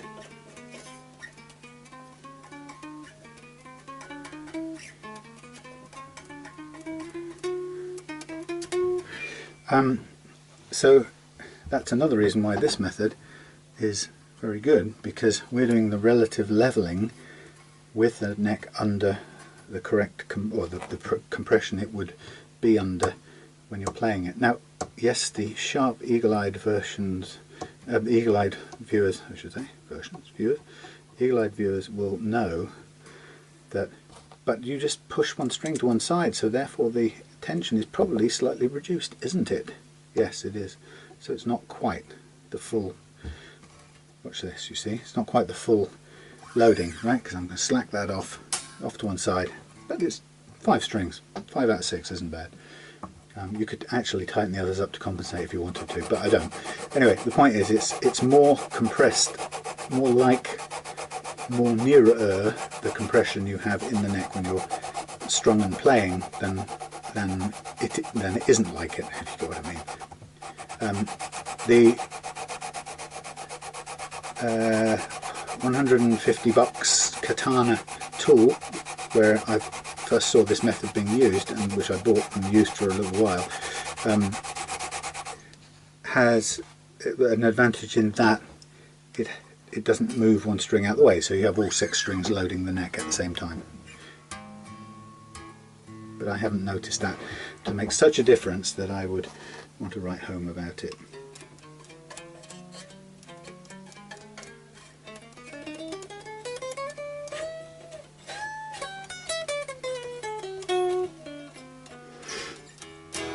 This is a blindingly low action at this point in time. It's as low as I'm ever going to get on a Les Paul, let's put it that way. So I'm stopping right there. It's an incredibly low action. But what it means is Gus has the opportunity to raise it if it's not appropriate, or if something changes in the humidity or relative condition of the neck, then he can raise and lower it. But you know that you can always go back to this very low 1 point, well, it's not even 1.5 at the moment, is it? 1.5 or slightly under, about 1.4-ish, 1.5. 1.5 and 1. It's pretty tasty. You can always go as low as that if you want. Okay, so, but sometimes people prefer it a little higher, but I've basically leveled it to the point where you can go as low as that. And most people seem to like it that low, because I don't know too many people who choose to have a higher action. I mean, some people do, and don't get me wrong, there are people who prefer it, but a lot of people I know, or maybe it's just the target market that I cater for, seems to want it lighter and lower, which is fine, and that's what I'm doing. Obviously it wouldn't suit somebody who likes to play with 13 gauge strings and have it much higher and has much stronger fingers than I or a lot of other people have, but that's fine. Each their own preferences. Okay, so this is a set of 10s Les Paul strings that I could keep for sacrificial strings, but I have a literal shed load of Les Paul 10s kicking around, so I've got too many sacrificial strings in place at the moment. So what I'm going to do is I'm going to take these off and bin them one time like I said, you didn't really see me doing it, but I took the underside of this bridge down on the edges, which gave me a couple of mils extra play. Works perfectly fine, looks fine, and just gives you a couple more millimeters. They make them evidently a little bit too tall in my book. Or put another way, they're made for people who don't want an extremely low action, because ultimately you can't quite get to that very low action that I was aiming for. So how do I get around it? Well, I just shave it down. Of course, you can always replace it with the original. Now, the fun part here is to reduce this down, and there are a couple of ways of doing it. And I'm going to remove the truss rod cover for a second, just partly so I can clean it, but also I can. Blimey, it's stiff. What do they put that on with? Give me a regular screwdriver head, please. Yeah, I'm going to take that off, partly because I want to clean it up anyway, because there's a lot of dust around at the moment, and also, gee whiz, that is stiff. Partly because I want to get a bit more room when I'm sanding down the nut here. So, a couple of ways of doing it. One is the Dremel as a start point. It's quite rough, but it's quite good for removing a lot of material. And then the other one is to come back at it with my Dremel things are getting worn out. Have a go at it with a file, which again is quite nice, but you have to be very careful, obviously. So I'm going to hit it with a couple of these old Dremel things. I've got loads of new ones, so I should put some new ones on. I'll show you what I'm doing, but I'm going to switch off in a minute because it is a bit noisy.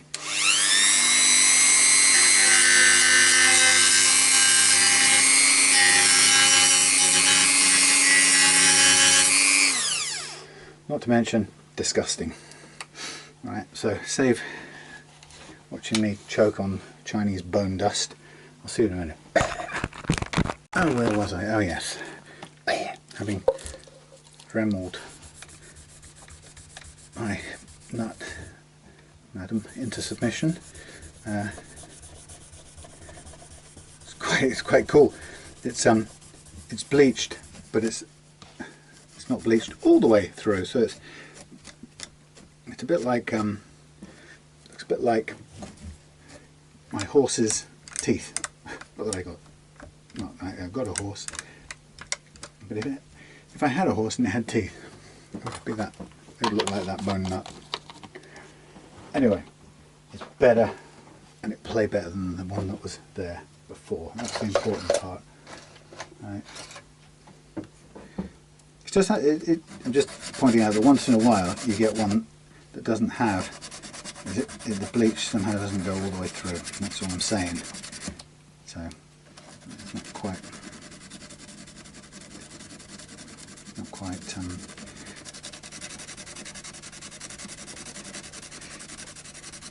was going to say it's not Florida Beach white, teeth white gleam. Anyway, so what I've got is I'm just getting rid of any grain from the files, just sort of softening it, smoothing it out a little bit. But having taken it down, any excess is now removed, and we've got a sort of much lower nut. And you can sort of carry on doing this as long as you like, really, until it's to your liking. Chuck that out of the way. Okay, the next thing on this job to do now, Gus. Yeah, you can see where this this polished the fingerboard. It's slightly different. I'm not going to do anything to it, but I'm just pointing it out as I guess a consequence of their technique. This would have been hand buffed against the wheel, and they've overrun the headstock and buffed the fingerboard slightly, which is fine. It's not the end of the world, but it's just a little detail along with the other little details that I've spotted along the way. Right, okay, so now I'm lining up to clean out. Don't use the this file. I'm losing my words. I am now using the reprofiling file. They call it a recrowning file, but I'm reprofiling. I'm taking a fret, and wherever it's been leveled and had any flat spot put on it, I am reprofiling that top of that fret. And I'm kind of not touching the crown at all, I like to think. So I don't think I'm recrowning it, but hey, that's just me and words. You can see when I move quickly to the next one, you can see that I've got practically no flat spot at all that needs doing, and that's looking good. I know there's going to be a couple up here now. This one, for example, that took a fair bit of levelling on this edge. That was high on this very edge, and on the far edge actually. So that's a fretting problem. It's not been pressed down, or it hasn't settled down quite right on the corners, which is again quite common. It's just a physical process. It's very easy for it not to work out the way you want when you're pressing something into a slot that you've cut with a saw. So it's not exactly kind of laser beam precise in this game. It's even in the factories, you know, with the CNC and all of that, that's pretty precise in how it cuts the wood and the routes and stuff. But when it comes to fretting, you're pushing nickel steel into nickel steel, is it probably, into wood of all kinds of different kinds of treatment. Just one thing while I'm at it, I'll just try and just gently soften off the front of the nut as well. There's no need for this sticky up bit to be sharp. The front leading edge, it needs the actual point where the string comes off needs to be fairly sharp, but that can be, the very top bit can be reasonably rounded or softened a little bit. Okay, so those are the re-profiled frets, and the next part is going to be off camera. I'm going to go and get something to eat, but it'll be off camera anyway. The next part is the polishing out, which I'm going to use my 3 different grits of paper to polish out all these frets, and then followed by a clean up, string with new strings, and yeah, a test play and check the intonation and so on. We should be fine. But so we've gone from 2.3. Just to give you an idea, Gus, we've gone from 2.3 on the low E to 1.5. So you know, 0.8 of a millimeter, which is good. And from on the high E, we've gone from 2.1 to 1. So we've gone 1.1 millimeters lower on the high E than it was, which is, you know, half the action it was in both cases, really, to put it crudely. Okay, time to eat. I'll come back, do this polishing out afterwards, but next time you'll see me, next voice you'll hear will be putting new strings on. Just finished the polishing out, so we're ready to unveil the beautiful finished frets and restring with some new strings. I think also what we can put on is some oil on the fingerboard too while we're at it. Give it all a dust off too, because this gets dusty pretty much everywhere. The paper was to protect mainly the neck pickup, and also to stop the polythene, the sheet coming off. Since it's new, I like to leave it on for Gus to remove or not, depending on his preference. Same with the plastic on the back of these covers. So that's about half an hour of polishing all the way to a flame finish.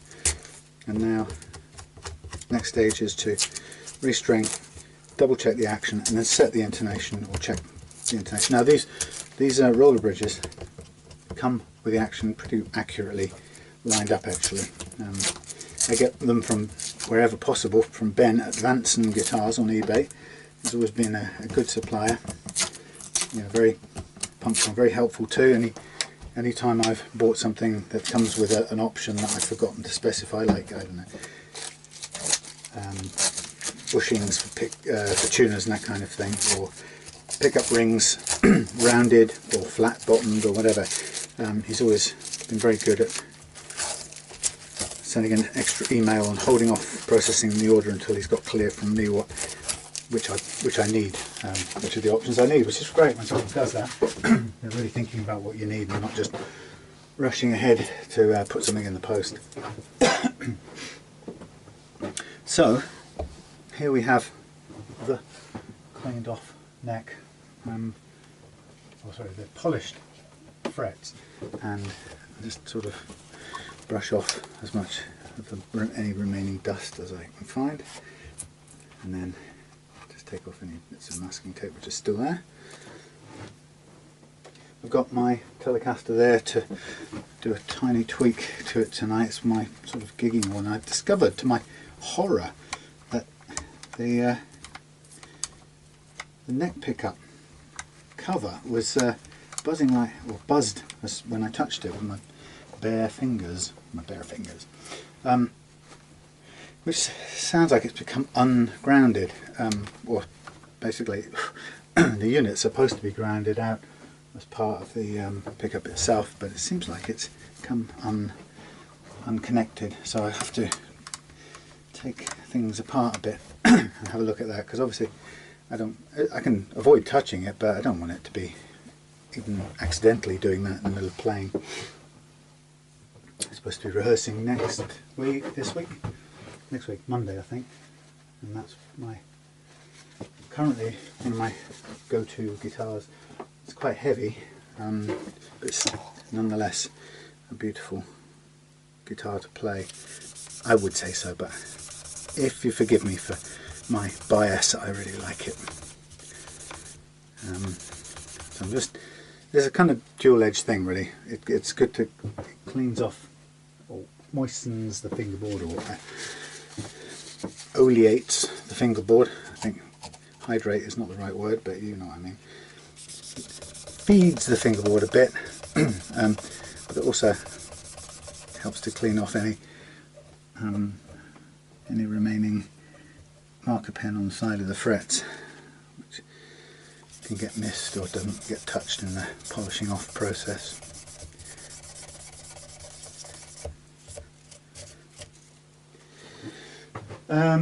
Yeah, so it's funny. I used to frighten. Les Pauls used to frighten me a bit in that issue of the neck could often be quite challenging, because you know, you'd often find that stiff, unyielding part of the neck. But ever since I've been doing it just with this banana method, it's been actually quite a breeze. I've not feared the Les Paul Reaper anymore. So it's, you know, I've grown a confidence about that technique, that it takes care of the Les Paul peculiarities in a way that I'm pretty confident that other methods don't. So I really like this approach. Now, bits of cotton flying everywhere. Yeah, so it's funny. The other thing about, of course, the Les Paul is that with a 12-inch radius, it's always pretty accommodating. You know, it'll do what it's told in terms of fret leveling. It's not a massive. Go on the floor, I don't care. It's not a massive challenge to get it to play when it comes to fret leveling, compared to the 9.5-inch, or sometimes even worse, inverted commas, the 7.25 inch, 7¼ inch radius, which is really actually hits its limits pretty quickly, and you can't get any better after a certain point. You know, you can't go any lower. You're constrained by the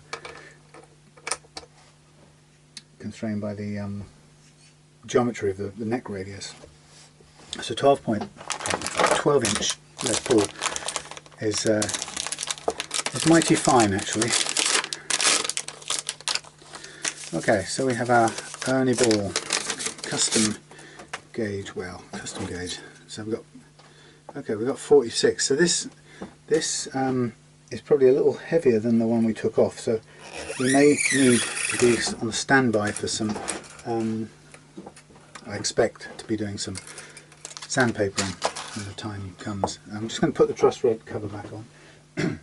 Yeah, it's because we did a 48 file, because actually a regular 10's 46. Yeah, so the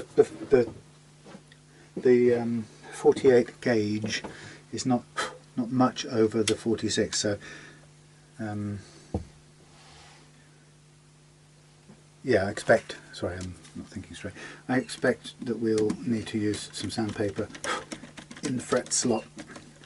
Now this at the moment is not sitting flat on there. I don't know why. Why isn't it sitting flat on there? Please. Now sit flat. Okay.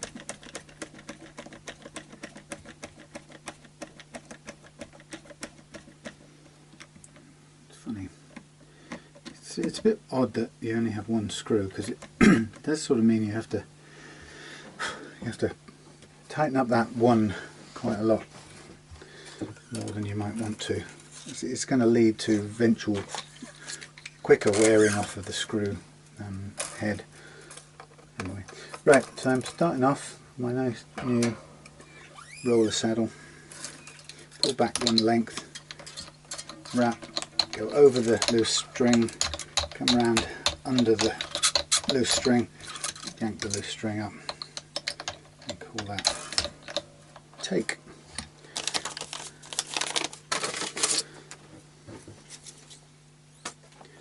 And that's come off the roller.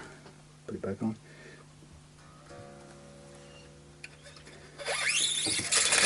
Yeah, I wonder. That's quite. I wonder if I maybe should speak to Ben. I mean, he's not. I doubt he's got any sway over the manufacture of these parts. Although I know. Well, I presume he has an arrangement or some relationship with a Chinese supplier. But it would be nice to get thinner roller bridge, given that you've got all the action raising facilities you need down at this end, vis-a-vis either the thumb wheels or the slotted screws if you're on a Chinese copy. It doesn't make any sense to kind of ruin it all by having too thick a piece of hardware in the first place. Why not make it thinner, and if it needs it, then let the adjustment devices down there do the lifting work. So there's kind of logic that says make it thinner, chaps, and then someone like me won't have to modify it to get to use it with a basic Chinese copy. That's Chinese Les Paul copy like Harley Benton. Sorry, Vietnamese, which is pretty standard in every respect. There's no reason there's no reason why this bridge shouldn't really ideally fit this guitar. But I think maybe part of the problem is that the bridge is not really designed for such low actions. Possibly it could be the other thing. It sort of just about caters for the action that this guitar came with. It probably would work at that action, but not where I'm heading.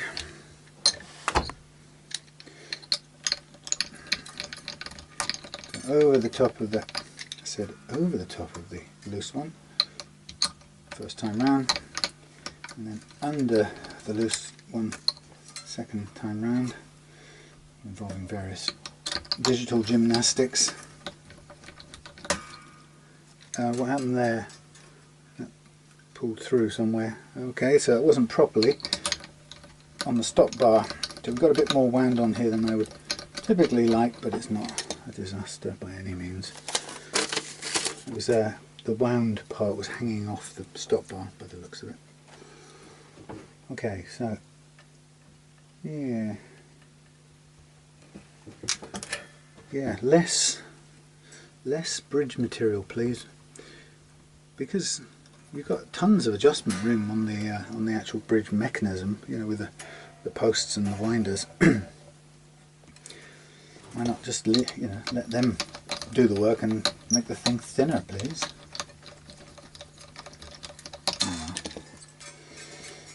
Okay, Gus, we are near the fun part. In between times, while I was just getting this ready, I had fun cutting I cut the new saddle for the Antoria archtop over there, and I drew a 7.25 inch radius on it, and then filed it to that using a radius block as well as a file, and so now it's got a perfectly matching radius, which it never had before, to match with the actual fingerboard or frets on that guitar. So it's going to make quite some difference. Now I only have to still remaining to just file it down and trim it down from underneath until it's at the correct playing height. I mean, it's limited in that it's going to start at a particular playing height and we're going to stay that way. Technically all that's going to happen after that is that what would happen is the action would increase and you'd want to bring it down over time, which the only thing I could do would be take it back in and file some more, which is kind of what's been happening with that thing over 30 years of, well, it's never been adjusted, but that's what would have progressively ended up like that over 30 years of adjustment. But we've sort of done it all in one go basically to make it play again. Okay, so clip, clippity clip, clip, clippity clip. Right, paper in here, strings in the metal department. Okay, so we are nearly there. So first things, Gus, I don't know if I mean, I'm sure you've seen my videos, but just to recap on this, a top tip, I guess, is whenever you restring from now on, take your strings once they're loosely on like that and stretch them out between finger and thumb like this, so you're stretching kind of just between these 2 points each side, you're not pulling against the anchor points, and just do that all the way up on all the strings and try and get the bit behind the nut and behind the bridge and so on, up here behind the nut. Just get a bit of a stretch in there if you can, and you could really ideally do this 3, 4 or even 5 times, but maybe three at least, before your tuning will stabilize. And it's critical to do because, as you saw at the beginning, no matter how long this guitar had been sitting in a warehouse or whatever before it was dispatched, it still was holding loads of slack.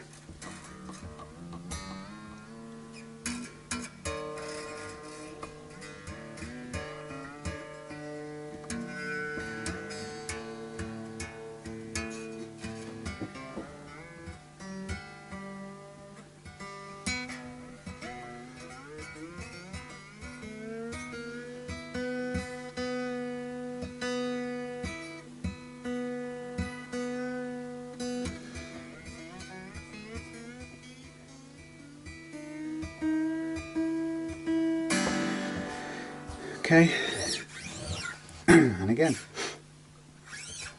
don't do it all over again. And so stretches like this 2 or 3 times all the way through, and what you'll hear A couple of good reasons. I mean, first of all, this is the only way you'll get all the residual slack, stretch, slack, whatever you want to call it, out of your strings. If you're trying to leave it, it'll never come out, and it will come out every time you play it and bend a string or hit a string hard. It'll eke out a bit more or leach out a bit more of that slack in the form of detuning, and it will just piddle you off forever. So here's my bit of detuning. That much.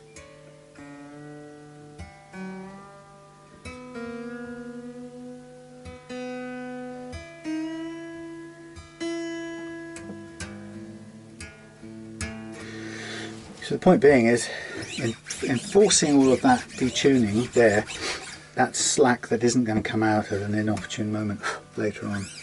So we do it again.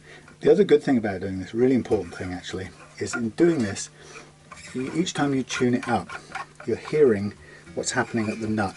And if it pings at all at the nut, you have to kind of you have to be able to tell what's pinging at the nut and what's pinging possibly at the bridge. Well, it wouldn't happen probably so much on this one because it's now a roller bridge, but you listen out as you're doing this tuning business, or this stretching and tuning.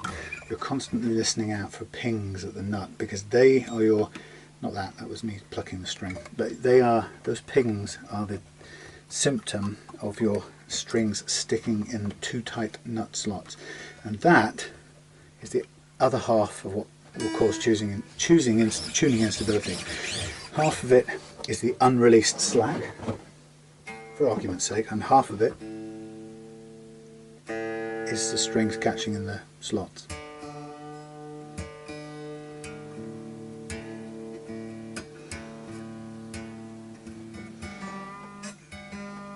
So you're noticing much less, it's going much less flat.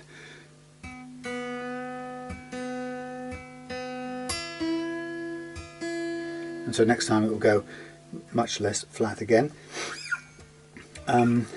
And you're also noticing there's no pings at all from the nut slots, which means with these two things taken care of, the slack and the nut slots, you can expect pretty much perfect tuning stability from this guitar. And you know, if you go on all those forums, which complain about, you know, the Les Paul design being a terrible one to get in tune and so on, and it's not fantastic, you know, that the strings go through the nut and go sideways or whatever, but that isn't the problem. The problem is those two things there, pretty much on.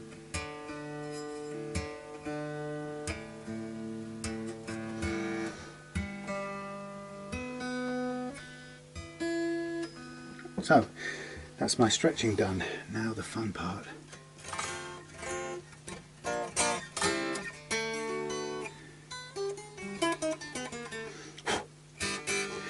Now we've moved things around, so I may still need to just make an adjustment to the playing action. But what have we got? We have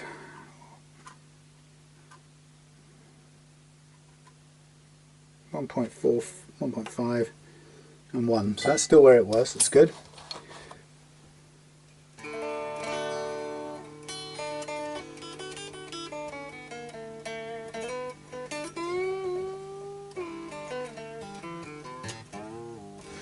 So once you've done those stretches that way, I recommend you do a few kind of like this. And the top E is the one that's likely to break, if it's going to break at all at that point. And I'm just getting the very last of any stretch out of this possible. Because my ambition, or my aim when I do this, is that when a customer takes the guitar out of the box, it may need one tiny tune-up,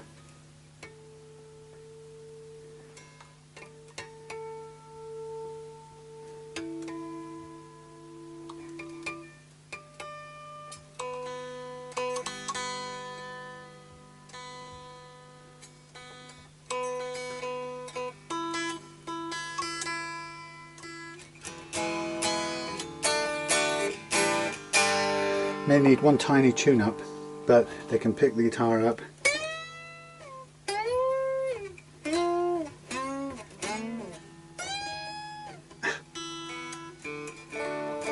and it stays pretty much in tune. Well, ideally completely in tune. Alright, so I think I may have heard the very slightest, felt the very slightest whiff of a ping on, that's not 600, that ain't no 600, but that is. I think I heard the slightest whiff of a ping on the B string. Just in case, I'm going to go and take this blade and just run it through there if I can. That's a bit tight. I'm just going to put the paper through and just press it to the sides a little bit, just so that I can take a fraction of material off the sides. Pretty good though. Again, as you're tuning, listen for the linearity, responsiveness of the string in tuning. Okay, tiny little creak there. That means I need to do this slot a little bit with the paper. So you're listening for the, or you're feeling for the linearity, the smooth progressiveness of the tuning. You'll know it when it just tunes absolutely in response to whatever it is you're doing with the key or the knob. You also know when it's lagging a little bit.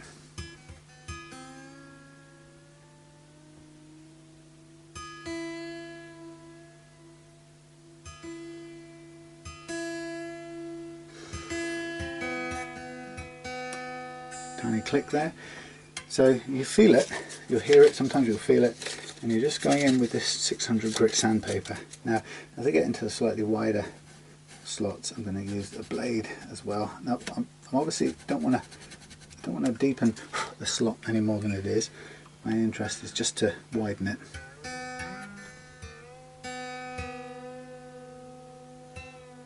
Hear it? Linear.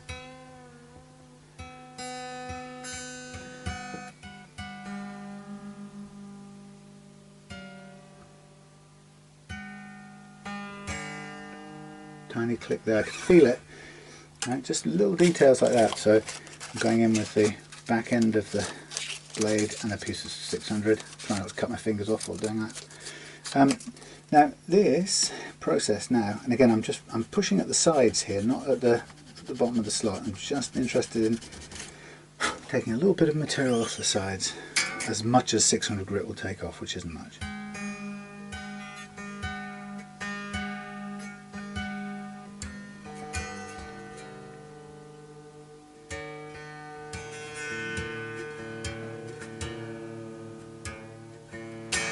Feels good. Okay, so that's all of that taken care of. Now, the fun part, keeping in mind that I think I'm nearly out of batteries. I may just get enough to do this. It's getting late anyway, so I need to wrap up. But this is the intonation part. I'm just going to try and turn it so you sort of see what I'm doing. I need the tuner.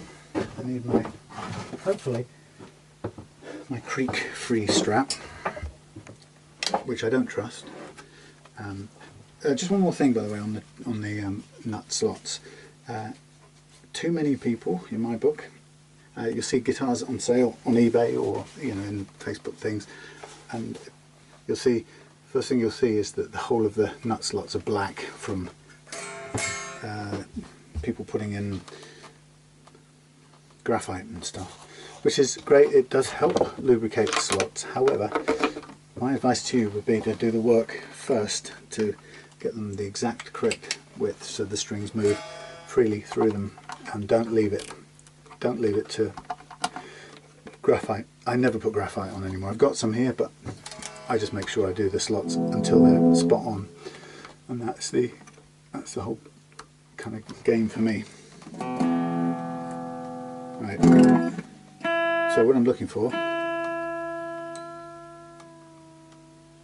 had a ping there, I'll go back to that in a minute.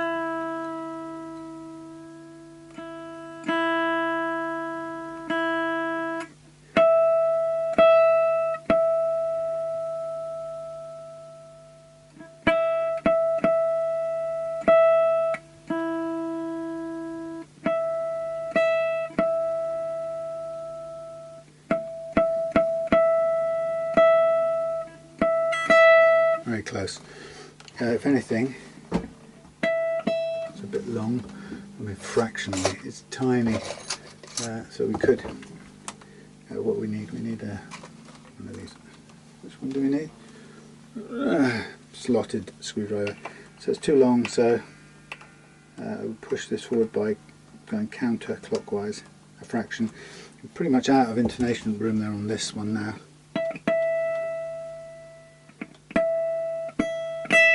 That'll do.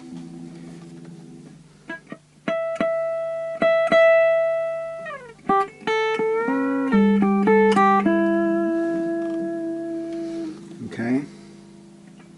B.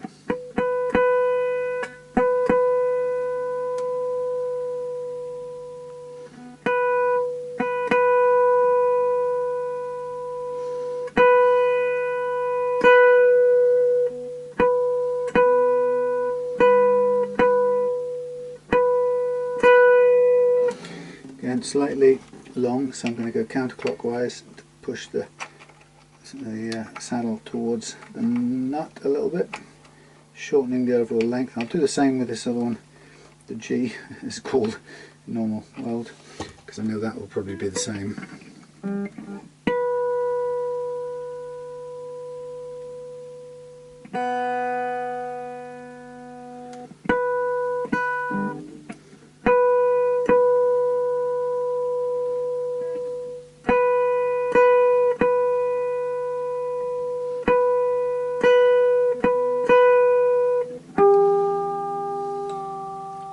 Okay, go back to the G with sandpaper, E and the G with sandpaper.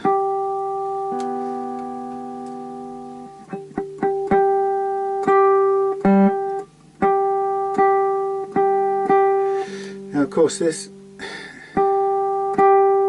depends entirely on how you fret it, really.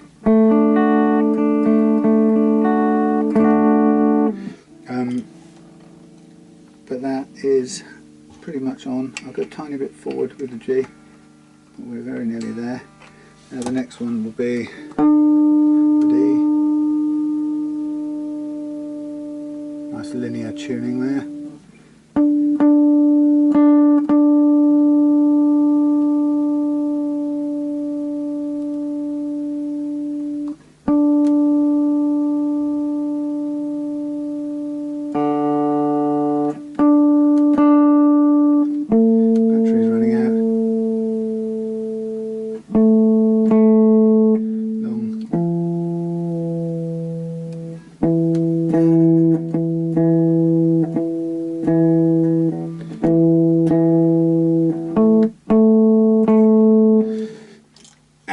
Is hurting.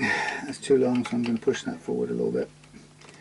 The A, come on A forward, and the E forward a little bit. Okay.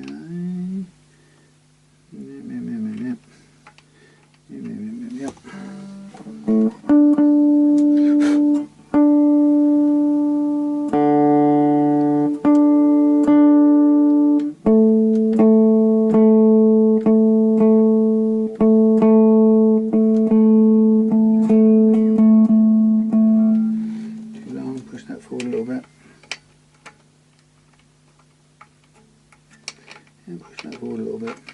It's interesting. This is a slanted nut bridge anyway, so the temptation is to put these in staggered backwards, but actually it's already slanted backwards, so the staggers kind of, the difference in the two pairs of staggers is not as extreme as you kind of expect it to be if you're used to dealing with a straight line. Anyway, I know what I mean.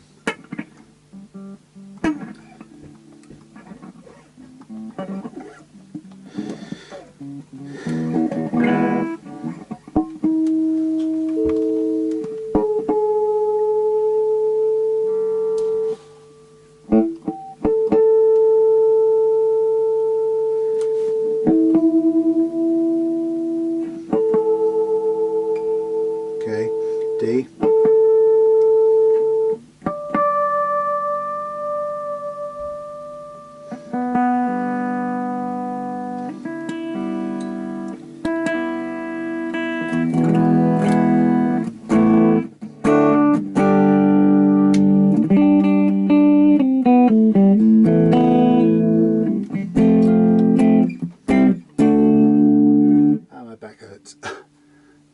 sounds nice. This is running out of batteries, so not a good demo exactly.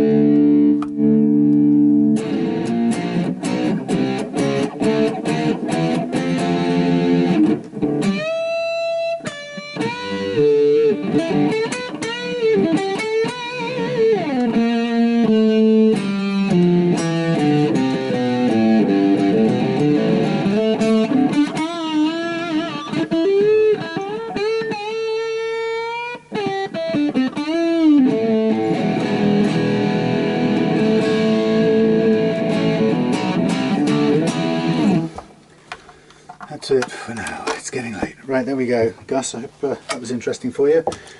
Just to summarise, a lot of guitar, you know, for not a lot of money. A couple of slightly annoying little imperfections. A little ding here, hard to notice, but it's there. Tiny one. Some little strange marks left in the neck, but covered in the clear coat. Yeah.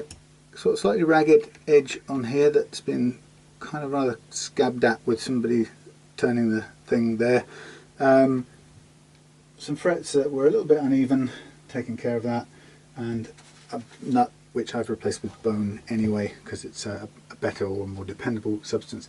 So here we have it. It's now a set. I've dropped the action by half pretty much, so we're ready to go. And this guitar is going to cross the Atlantic Ocean on its way to Gus in Florida. So I hope you've enjoyed that, found it interesting. Sorry I didn't do much of a play on it, it's a bit late now, but Gus, I hope you get a lot of fun from this thing. And you know, big thanks from myself and Morris for choosing We Love Guitars.